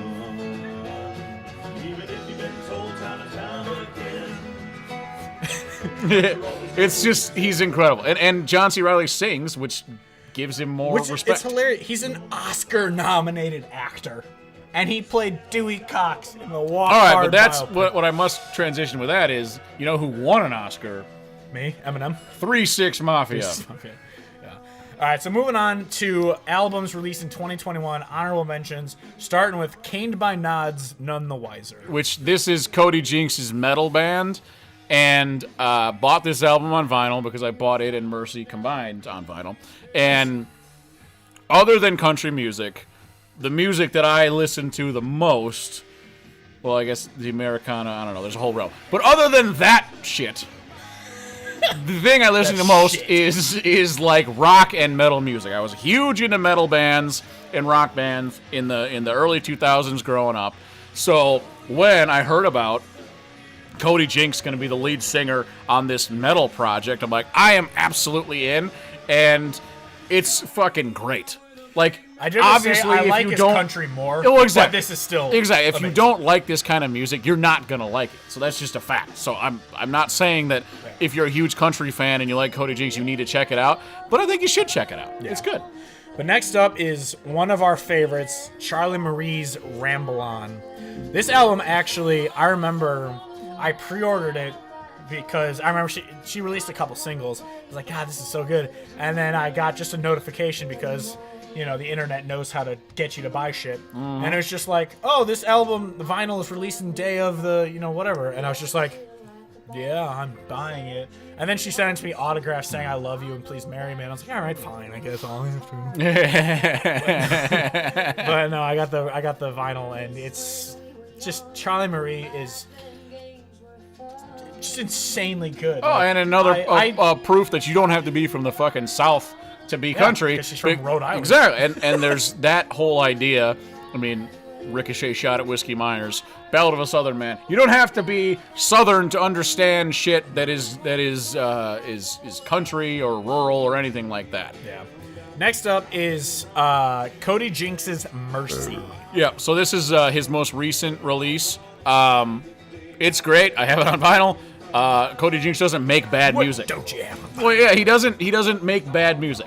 But I will acknowledge that as a whole, didn't grab me as much as some of his other stuff. Adobe Sessions is one of the best albums that's ever been made, so it's hard to compare to that. Burns is the first song. However, this song, Like a Hurricane, and some others on it are routinely top played, and so definitely worth listening to if you have not listened to it for any number of reasons. This song's incredible. Yeah, like I said before we were recording, I think Roll is my favorite one because it's just a song about you just gotta roll with the punches. Like, yeah, any shit that happens, you just gotta roll. I love this because he's acknowledging his standing in the world in terms of like he's become successful, and he's like, so now they expect you to do something, and you feel anxiety for producing what the people expect you to produce, so now you got to try to do something about it. I think it's interesting. Meta. Yeah. Next up is Dylan Carmichael's Son of a what, Kevin? Son of a what? Bitch. He's great. Love his voice. Love his sound. What he has, the only detriment to Dylan Carmichael is that he has a little bit of the Luke Combs, I'm going to make 15 different singles about drinking beer. Yeah. And it's fine. And so, like, this is another song where it's like, pure ass country song, but it's got that formula, And so what I loved about his first album was the ones that grabbed me emotionally. But he's still incredibly talented and what I gotta say, worth listening to. When I was listening through all the albums before, leading up to this, I listened to this album, among others, obviously, and I thought, I gotta say it quickly because we moved on. Oh yeah. He sounds like mid 2000s when it was good country, like mid 2000s radio music. Well, that's what I was saying, like Luke Combs, where it's like even if he makes like a quote unquote not that good song, whatever, still better than the exactly. All right, Drayton Farley, real quick. This album, The Heart of Life. This album, I backed it on whatever the platform was to get the vinyls made. Bandcamp. It wasn't that. It was called. I think it was called Crates with a Q. Crates with a Q. Q rates. Yeah. The whole album is acoustic, so go into it knowing that. He's an incredible songwriter. He's an incredible guitarist. It's just him and it's just him. It's a full beard. But he's got the mustache is incredible. Yeah. It's just him and the guitar. The entire album, Hard Up Life. It's really good. Listen to it for the songwriting. Listen to it for his impassioned vocals. And it's great. Yeah. And next up is Jason Boland and the Stranglers. The Light Saw Me. The Stranglers. Which is what my phone always auto-corrected it to. But Jason Boland and the Stranglers. You did it too. The Light Saw Me. The Light Saw Me. This album was produced by Shooter. Shooter Jennings also just said that he's no longer touring to focus on producing. If he does that, I'm not upset because this is a perfect example of why he should stay producing forever. When I don't listen to country when I work out because obviously you're a simpleton. But no, I was on the track finishing up today, and I was literally running to this song because it's so upbeat and it's incredible. Bouncy. It's a song. The whole album is a concept album about a guy who gets abducted by aliens in the fucking 1800s, and then transports through time. It's awesome. I also just love the line, I saw the light, but the light saw me. That's just, it's great. Jason Boland's one of my favorite bands of all time. I saw the light, but most importantly, the light saw me. Yeah, they're one of my favorite bands in general. That latest album is fantastic. It's definitely worth checking out. And like I said, Shooter Jennings produced it, and it seems like that's going to be his focus, and love that because he's got a great mind for that. Yeah, I've been obsessed with it recently. But anyway, moving on is Joshua Ray Walker's "See You Next Time," and this is a great song because I'm a person who loves horns. I get horny for horns. I made a meme and I sent it to Kevin a week ago. He's I don't know. He sent this song is great, and it was just a song that had a saxophone and a trumpet, and I just go any song has horns, and it's just Kevin with Fry going, "Take my money now." It's 100% true. I love horns. I don't know what has happened. Honestly, what my sister and brother-in-law will tell me is turns out you just like jazz. I'm like, actually, you're right. Turns out I actually just like jazz music, so when jazz influences get added to other things, I think it's amazing. Probably, yeah. But they got me a Miles Davis album once for vinyl for Christmas, and it's incredible. Because turns out that has Hello on it, that album? Something with Hello? I don't remember. Anyway, moving on, Sierra Farrell? Farrell, I would assume. Long time coming. Anyway. Yes. So this album, it has such an eclectic vibe to it. So like what's playing right now, Give It Time. That's a 50s kind of country sound to it. She's got stuff that's got horns.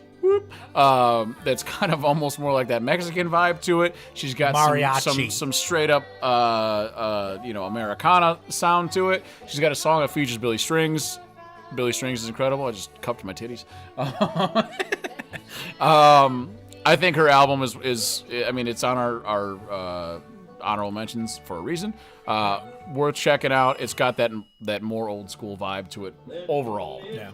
Next up is Sturgill Simpson's The Ballad of Dude and Juanita. I just really respect going with the guy's name is just Dude. D-O-O-D, Dude.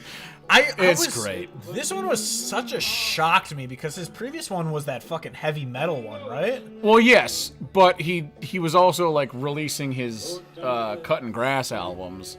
So in my mind, I'm like, I have both of them on vinyl. They're fantastic. So and good. Sidebar off that, if you're going to make a greatest hits compilation and put it on record, I would love it to be like that, where you make it slightly different, because I want to hear, like, as a collection that is digitally available, I'll listen to my favorites and whatever, now that we're in this era. But if you're going to be making a collection going forward, do what Sturgill did. And on strip them down, do that something Bluegrass different. album also has Sierra Hall, who does.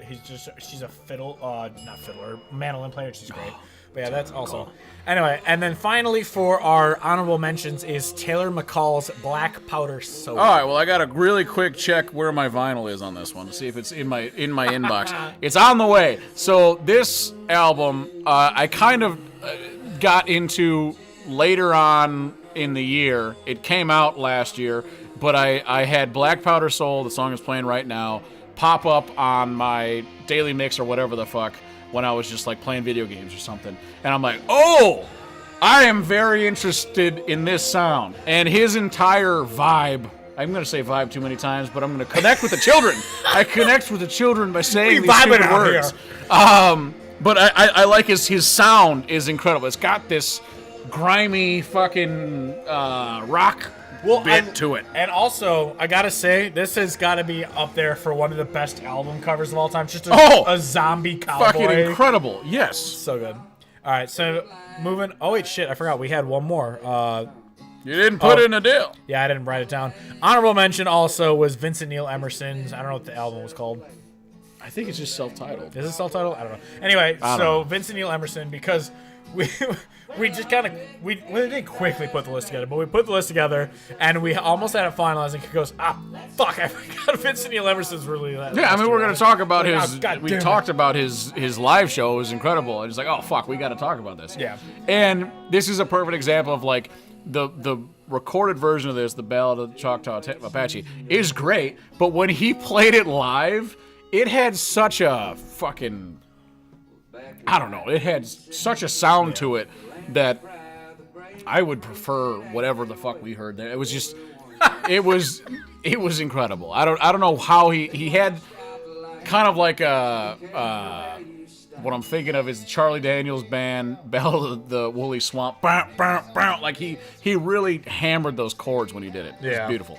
So next up is, I realize I only put one song for this, so we're going to have to talk about it quick, but number 8 talk about it quickly. In our 2020 top 8, or 2021 top 8, was first up, number 8, Wade Bowen, Where Phones Don't Work. It's an EP, and anyone who knows me knows I love Wade Bowen's music, and when this one came out, I just fell in love with it. This song that's playing right now is called Phones Don't Work, and it's just about kidnapping people and bringing them out to places where phones don't work so they can't call for help, and it's just fantastic.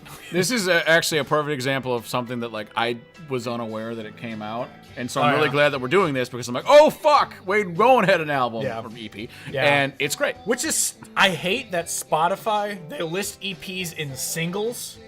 It's like, it's not a single, it's 6 songs. It's not, like, I can understand like a 2-song single, but it's 6 songs.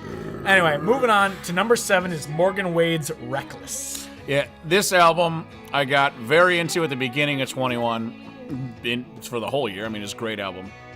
She has like I remember reading something that talked about how she's got like a Tom Petty vibe to her. I'm like, that's a perfect way to describe the incorporation of rock music. I love her whole deal. I think it's great. This song's awesome. It mentions Chicago, so that's also a thing. This is one of my favorite. That's why I had to put it on. And the idea of like you're dating somebody who says that they're like they were wild back in the day, but now they're lame, and she's just like, I want to know what it was like back in the wilder days. Like, I think that's a really cool idea. She's got fucking tattoos everywhere. Seems like a cool girl. What was the lyric where she talks about before she had the tattoos? I can't remember what the lyric is. Oh, it's like, yeah. There's a line about before I had it like tattooed on my skin or something like that. Before I had all these tattoos. Oh fuck! I can't remember what it was, but this is also just a great. Don't cry. Because I'm trying not to cry right now. Almost spit take right on your fucking face. She's got the emotionality. It seems about emotionality. She's so she's fantastic. She's super talented. She's awesome. Actually, she's blowing up. From the beginning of the year when I started getting into this album to like now a year from then when it's like she is getting huge and rightfully so. When I Googled her like to put everything together, one of the top searches was Luke Combs covers Morgan Wade. Now that's fucking cool. I'm like, yeah, Luke Combs is the name of country music, like pop country music right now. And so you have him covering Morgan Wade. It's just like with Morgan Wallen covering that guy can get fucked. But when he covered that Jason Isbell song, everyone's like, "Cover Me Up." It's like, oh my god, it's like, yeah, that's a Jason Isbell song. And people started realizing. Anyway, moving on to number 6, Carly Pearce's 29, Written in Stone. So we I uploaded a video, a clip of when Carly Pearce released. I don't remember what song it was, but it was talking about how she went pop and just abandoned, because Every Little Thing was one of our favorite songs of 2016, 17, whenever it came out. And we were obsessed with that song. And then Douchebag Tribal Tattoo came in. Douchebag Tribal Tattoo came in, and she married him, and she just went pop. And we talked about, like, we had a segment. It's Douchebag Tribal Tattoo's fault. It was called Carly Pearce Goes Pop, is what the video is called on YouTube. You should check it out.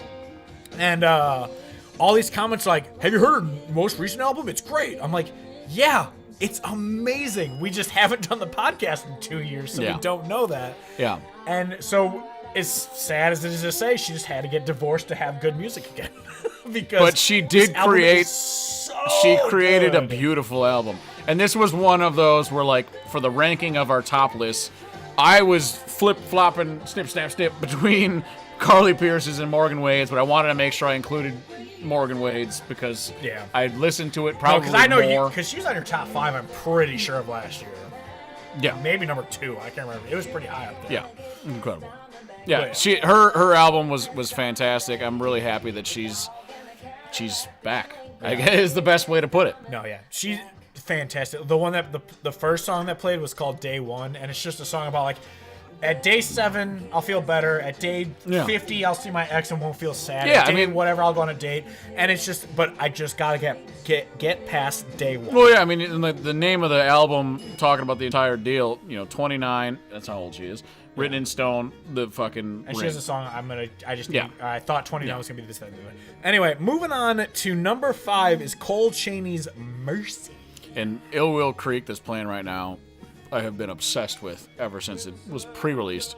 He's all I thought when I first heard his music was he sounds like he's just a mix between classic, just bluegrass, and Tyler Childers. Oh, 100%. He's Appalachian country. Yes, the only thing that he ever had working against him was that on the internet, I had a bunch of people talking about how when this album came out, it was going to rival when Tyler Childers released Purgatory. And I was like, that's not fair to do to anyone.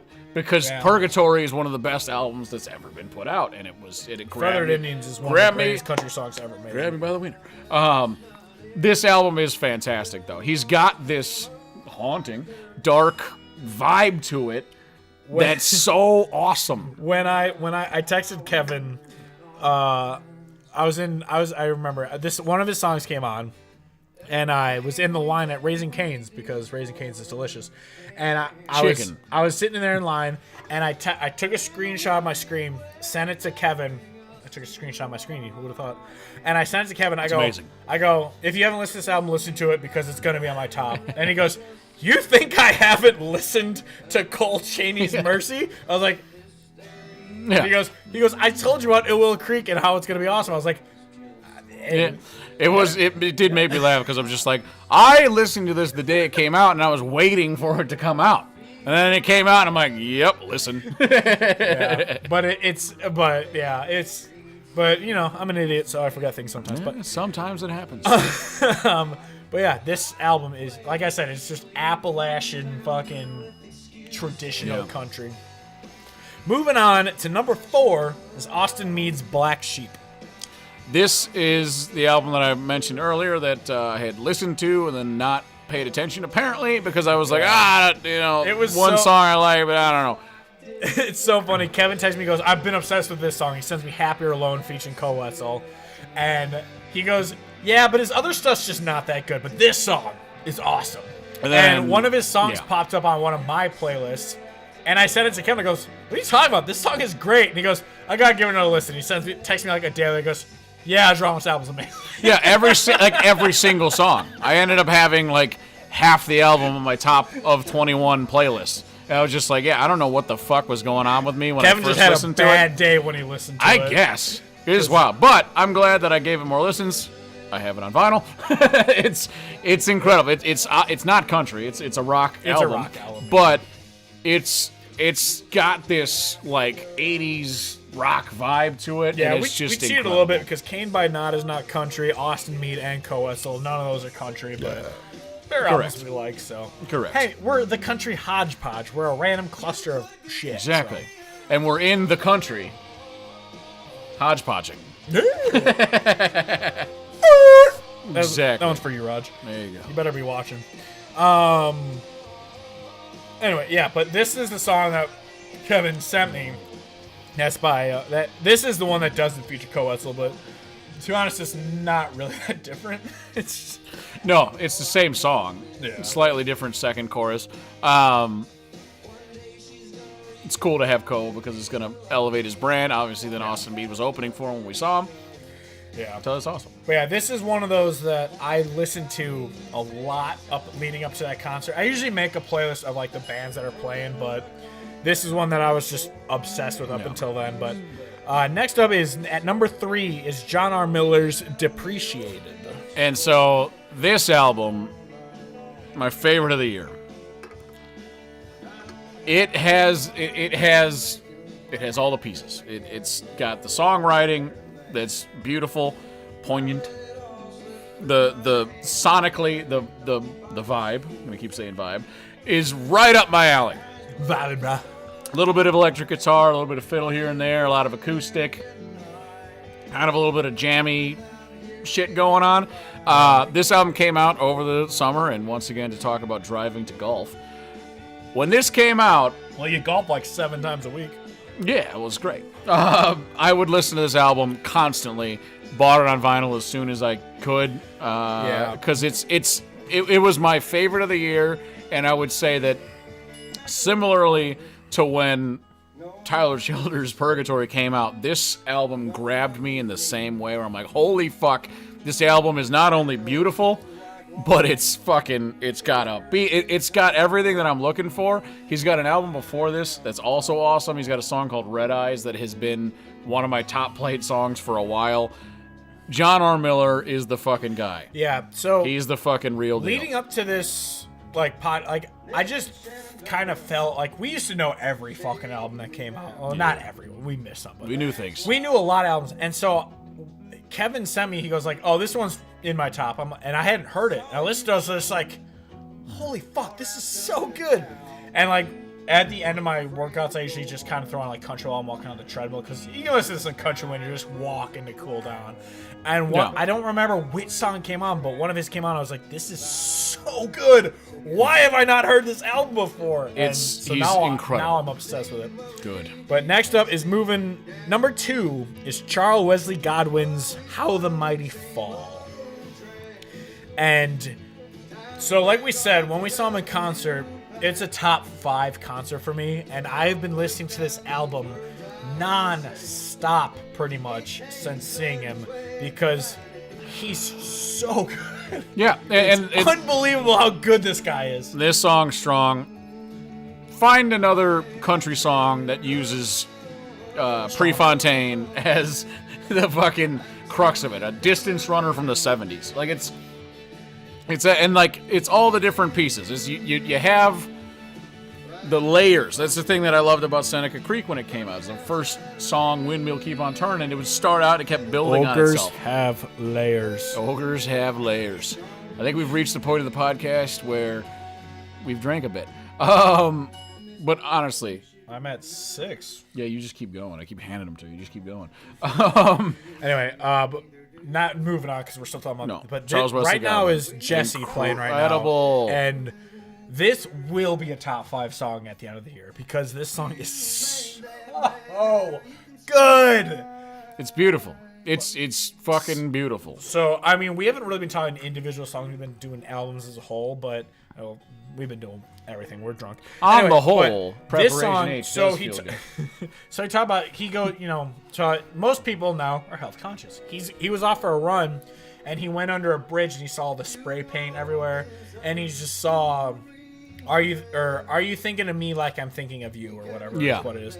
And so he just used that as his chorus. And to take that inspiration and run with it is so cool. And to write one of the most beautiful love songs, because the whole song is just like, are you still thinking about this person who has moved on, is married, is just, are you still thinking of that person as much as they're thinking of you? It reminds me of the general gist from like 7 and 7 from Turnpike, where it's just like that idea of like there's a moment when you split and you live different lives, and I wonder how you think about me the way that I think about you. It's really interesting. And then you got a good old-fashioned moon shining in the hills of fucking West Virginia, because that's where he's from, West Virginia. So we've been doing more upbeat songs, because obviously we're drinking, we're having fun. It's the middle of the day, and we're already drunk. And turns out. But Jesse was one that I had to put on, because you just can't. It's the best song. It's probably my favorite by him in general, but it's probably the best from this album, definitely, I would have to say. I said probably, but it's definitely. It's probably definitely most likely. 60% of the time works every time. Yes. But God, Charles Wesley Godwin was great. Anyway, moving on to number 1 of 2021 is Mike Moonpie and the Moonpies. Mike Moon, Moonpie, Pie Moon, and the Moonpies. One to grow on. This album, I had ordered it on vinyl. Still hasn't come yet. Kevin, you have vinyl records? I know. But this is one where like I don't know where it is. I don't know if they're waiting 100 years to repress. Yeah.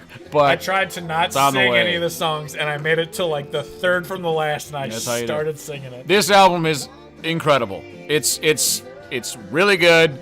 It's got that classic vibe. It's got the Mike Moonpie, Moon, Pie, Moon sound, and it's incredible. They're one of those artists that when they like, occasionally, it's funny because our dads introduced us to like the country that we list. Like my dad listened to $5 Alabama all the time, and like Toby Keith, like those are the ones that got me. But now they text me like. My dad always texts me when Ray Scott comes on because we saw him together. And then with Mike and the Moonpies, he just goes, I forgot how good these guys are. Like he'll text me like, oh my God, these guys are so good, because we saw them in Yorkville at the law office. And I'm just like, yeah, these guys are so good. Like Mike and the Moonpies is a band that deserves to be number 1 every time they release a single. And this album, they're just a Texas band. This album is a perfect example too, because it's like all the pieces are there. The songwriting, the singing. This album is a masterpiece. It's wonderful. Yeah. That's why I want my vinyl to show up. It has been like a year and a half. I could be wrong, but I think this was Saving Country Music's top of the last year. I could be wrong. I don't really look at that website anymore, but I'm pretty sure that happened. But and they got a good old song talking about Johnny Paycheck, which is always word. Dude, I got really into this. I got really into the show. Not How I Met Your Mother. God damn it. My Name is Earl, and there was one about. How my scream? Yes. My name is Earl Muscrim. But no, and there was an episode about how he quits all his jobs by punching the boss in the face, and during it, Johnny Paycheck, I Take This Job and Shove It was playing. Yeah. And it made me laugh so hard because I was like, people watching this probably had no idea who Johnny Paycheck was, but the fact that Take This Job and Shove It was playing, I'm like, yes! That's respect. Awesome. But yeah, Mike Moonpie and the Moonpies is a band that if you don't listen to, you're fucking up. Fix it. You're just Fix it. You're just fucking up. Well, it's just, it's such, like, it's easy to listen to because it's got the upbeat, it's got the slow, it's just fantastic. Yeah. Anyway, moving on to the singles that were released last year. First up is I put that one as last because it's such a banger. Good point. But first up is Billy Strings and Luke Combs' is The Great Divide. So obviously referencing the political landscape that we have existed in, And I'm not even going to fucking get into any of that shit because I don't care. I don't care to get into that. But Billy Strings is incredible. Once again, cup the titties. He's so good. So to take him and couple him with Luke Combs, it's fantastic. And then they sing about we have to fucking find a way to cross the great divide between the two factions. I think that's a great point. We're in a fucking stupid spot right now. This song came out when I was like starting to lose faith in Luke Combs. I was like, God damn, all the songs are just I want to drink beer. And well, that's the thing is his vocal talent is undeniable. Yeah, there's none. Yeah. This fucking song is incredible. Next up is Kaylee Hammack and Chris Stapleton's Small Town Hypocrite. Hypocrite, good point. Sorry, Hypocrite. This song has, like, I don't remember when it originally came out. I feel like it's been I don't think it was late in the year. I feel like it was kind of early in the year. I don't know. I'll have to check. But she had two versions come out. One that said it wasn't Chris Stapleton, one that said it was. This song, though, it's just so damn good. The idea of, like, hanging around your fucking hometown and you're judging the other people that hung around, which makes you a hypocrite, hence the small town hypocrite. Yeah.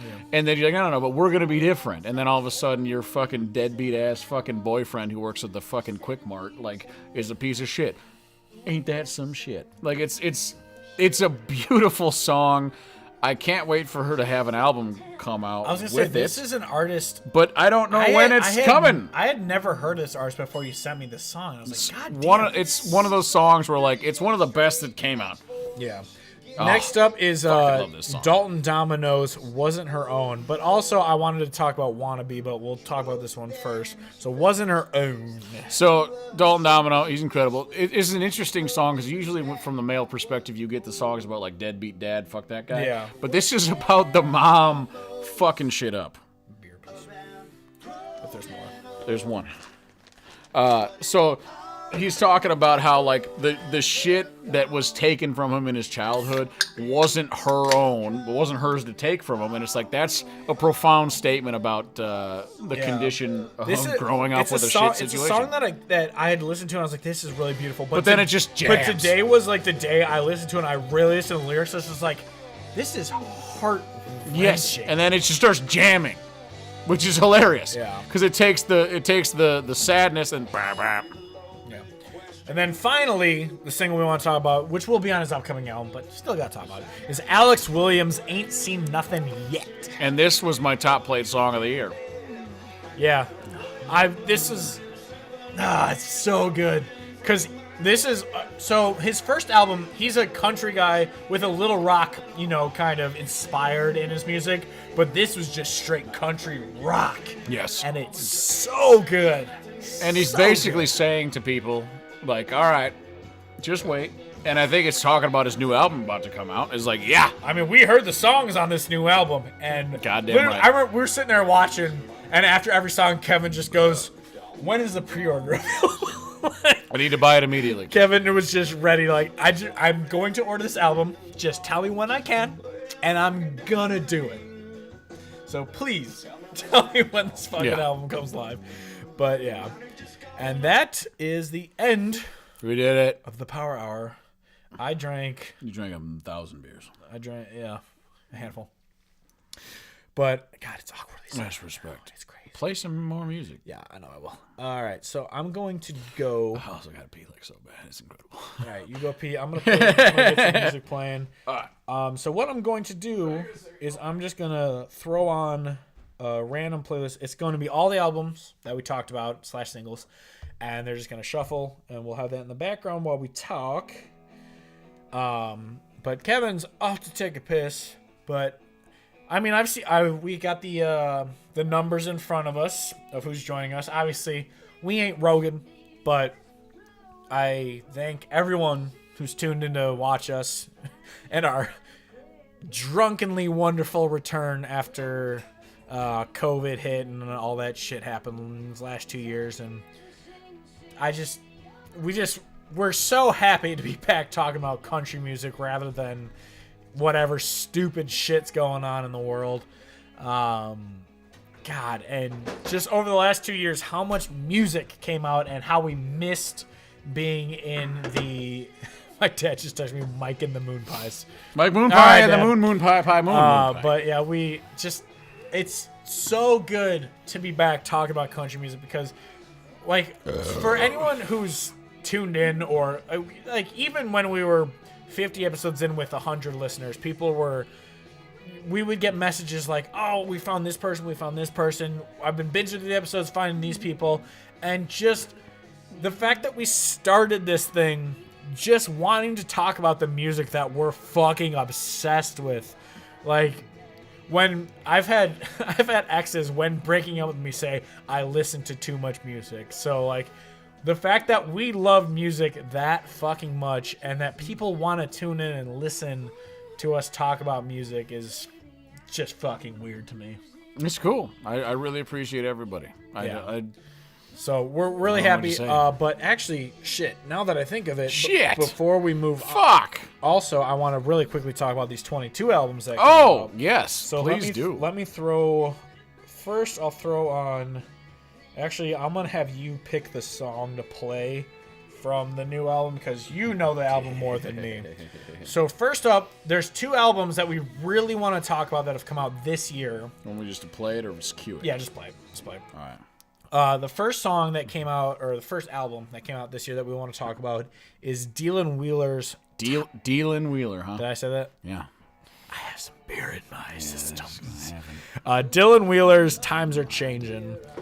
He's actually an artist who I had discovered a while ago. What's the song that I knew by him that I fucking loved? Broke Ass Kid.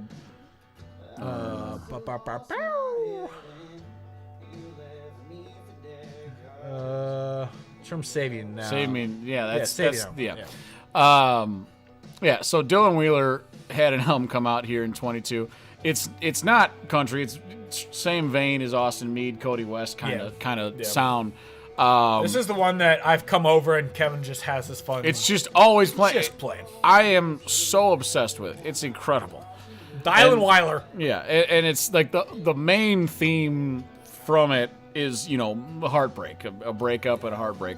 And he's got a lot of songs that are basically telling the ex to go fuck themselves, and I really respect that. And he does swear a fair bit on this album, and I really respect that too. Yeah. Not to make it about me, but make it about you. In my recent songwriting, I just haven't even. I have integrated the word fucking shit into my songs a little more recently, and it's not like I'm trying to I'm gonna be edgy. I'm gonna put some swear words in. It's just it's just kind of the word that fits in this song right now. Yeah, I'm gonna put that in. Especially when it's a song about dating. Yeah, it's got a connotation to it. Yeah. So this album is called Times Are Changing, Dylan Wheeler. Please check it out. It's the implication. It's fantastic. I'm a huge fan of it. As Steve said, it's been playing in my house constantly.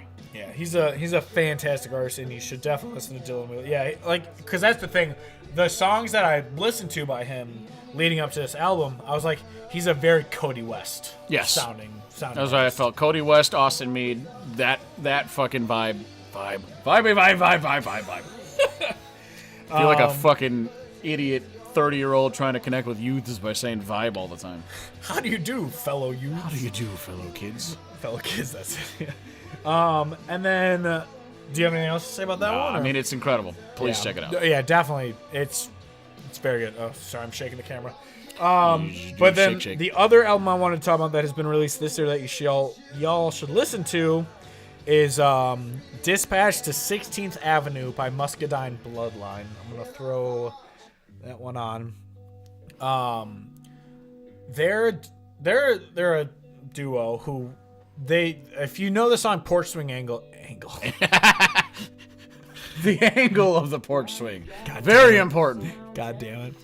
For proper penetration, you gotta have the right angle on the porch swing. Porch Swing Angel. They're a duo that we talked about way back when we saw them at Windy City Smokeout. They were there, and there are these guys who are just these guys are really good. And then they started releasing. They got more popular, and they started releasing more music, and we're like, oh fuck, they're starting to sound like Nashville. And even though WD-40 by them was co-written by Erin Enderlin, who has been on the podcast. Respect. She's awesome. Love her. Yep. Her music is actually great. She actually has some stuff released this year, too, that I should have talked about. But when they had that stuff, we're like, God, these guys are great. But then the pop stuff kept starting. And I was like, God damn it, these guys are doing it. But then this album came out. Because I remember you actually texted me months ago with a screenshot of one of their tweets that just said, if you hate traditional country, you're gonna hate this album. And I was just like, yeah. But there have been times when bands say that, but then it's not country. And then they just take a big old fucking dump on the forehead. This is just going back to the roots, and then it comes out and it's just the same shit, which we've had so many times. But you sent me that, and that's the thought I had. I was like, it's gonna be the same shit. They're not gonna release anything good. And then they come out this, which has the fucking pedal steel playing. Love it. And I was just like, yes! Because this is the song that came on my daily mix, and I was just like, because it played, I didn't see the artist, it's just songs playing. I'm like, who is this? Yeah. And I go, it was a Muscadine Blood. I'm like, all right. Went through the album, I was just like, yes, they did it. They fucking came back, and they're actually doing country music again. And it's a beautiful thing. Yeah, and so I listened to it, I was just like, yes, fucking... They're just saying, you know what? This is what's popular, but we're going to do country instead. And that's what our music is. And I'm so fucking happy about that. Because, like I said, Porch Swing Angel and WD-40, those two songs I listen to all the time. They were so good. And then when, I think it was Enemy or something came out, I was just like, it's fine. And then other songs came out, I was like, ooh, not good. And then, so when this came out, I was just like, oh, thank God. They're back to it. They're doing country music again. Yeah, and awesome. it's one of those things where I feel like I've seen a little bit of a rebound going on. What I think is a lot of people who like country music were they're all finding the line has been crossed. Like more conservative, classical country people say the line was crossed many years ago, like us. Yeah. Well, but there are more people who have listened to the radio country, but they're like, okay, no, we actually have hit a point where we're done. So there is this rebound where a lot of people who even don't hate that much of the pop country are still like, this is fucking ridiculous. We're not making anything that sounds anything like country anymore. And I think that there is a good movement back towards the norm. I was really close to doing, so we were going to, but we didn't end up doing it. We were going to do the number one song of this week, but not from this year because this year is terrible. We were going to do a segment of that, but the one song I found was Mamas Don't Let Their Babies Grow Up to Be Cowboys, but we did that on an episode already, so we couldn't do it again. Yeah. And the other one was Cleaning My Gun by Rodney Atkins. And that, when I Speaking of a piece of shit fucking latest song person. Exactly. And so when I saw that, I was just like, that's a guy who in the mid-aughts was so good.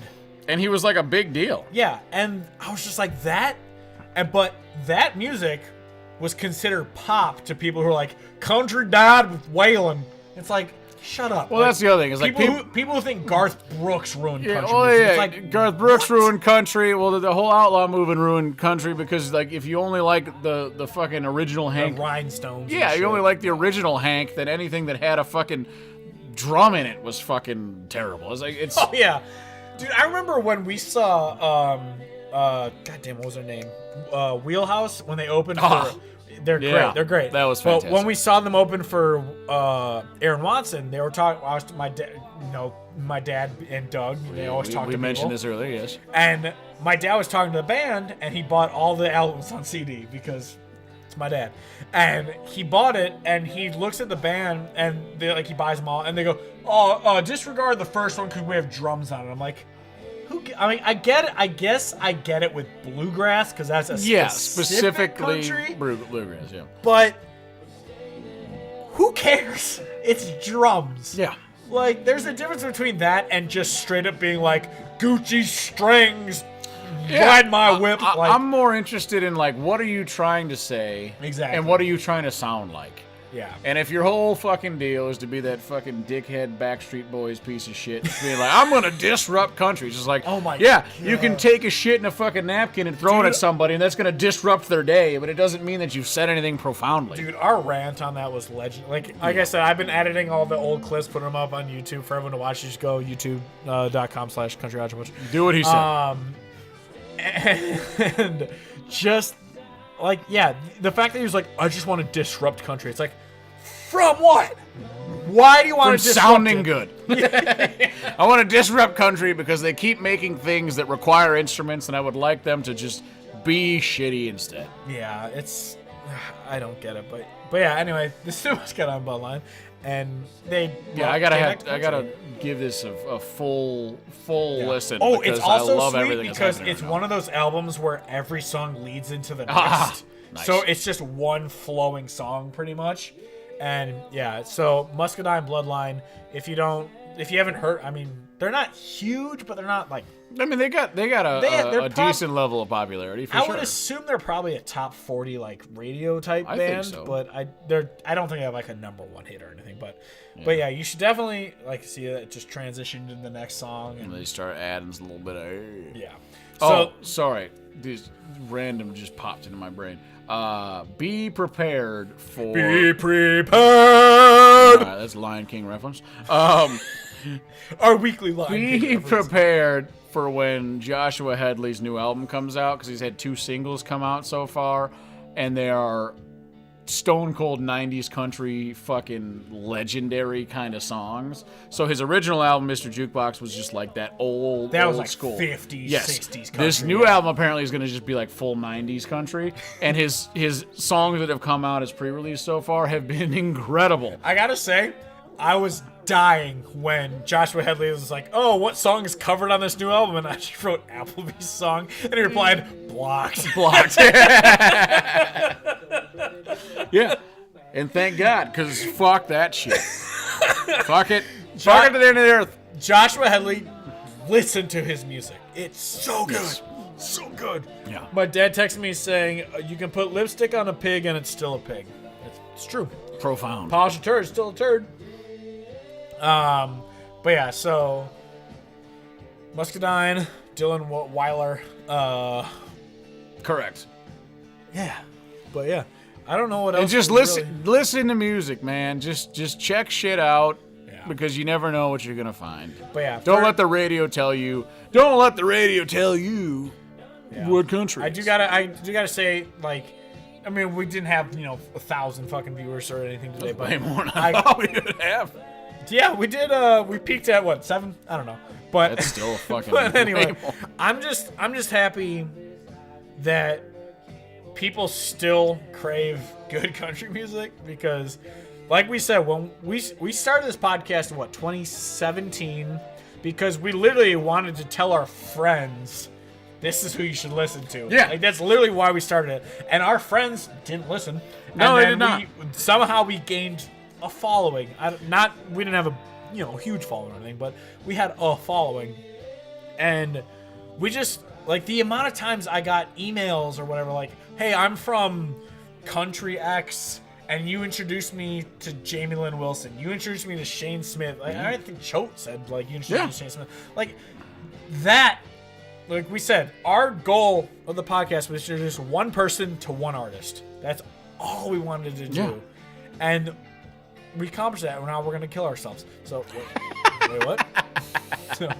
And this is the end of everything. But, like, just the fact that over the last 2 years, people have genuinely messaged our, social medias being like, where are you? Like, when are we going to get new episodes? I'm like, I don't know. It's wild. So the fact that the people crave authentic, like when I was editing the Jamie Wilson episode, people like, we talked with her for like 30 minutes about authenticity. It's like, people crave authenticity. Like, obviously people love Hollywood shit. Like, she talked about, like, my favorite movie's Tombstone. People want blockbusters, but my favorite movie is Tombstone. Yeah. And it's just like, people want movies that are just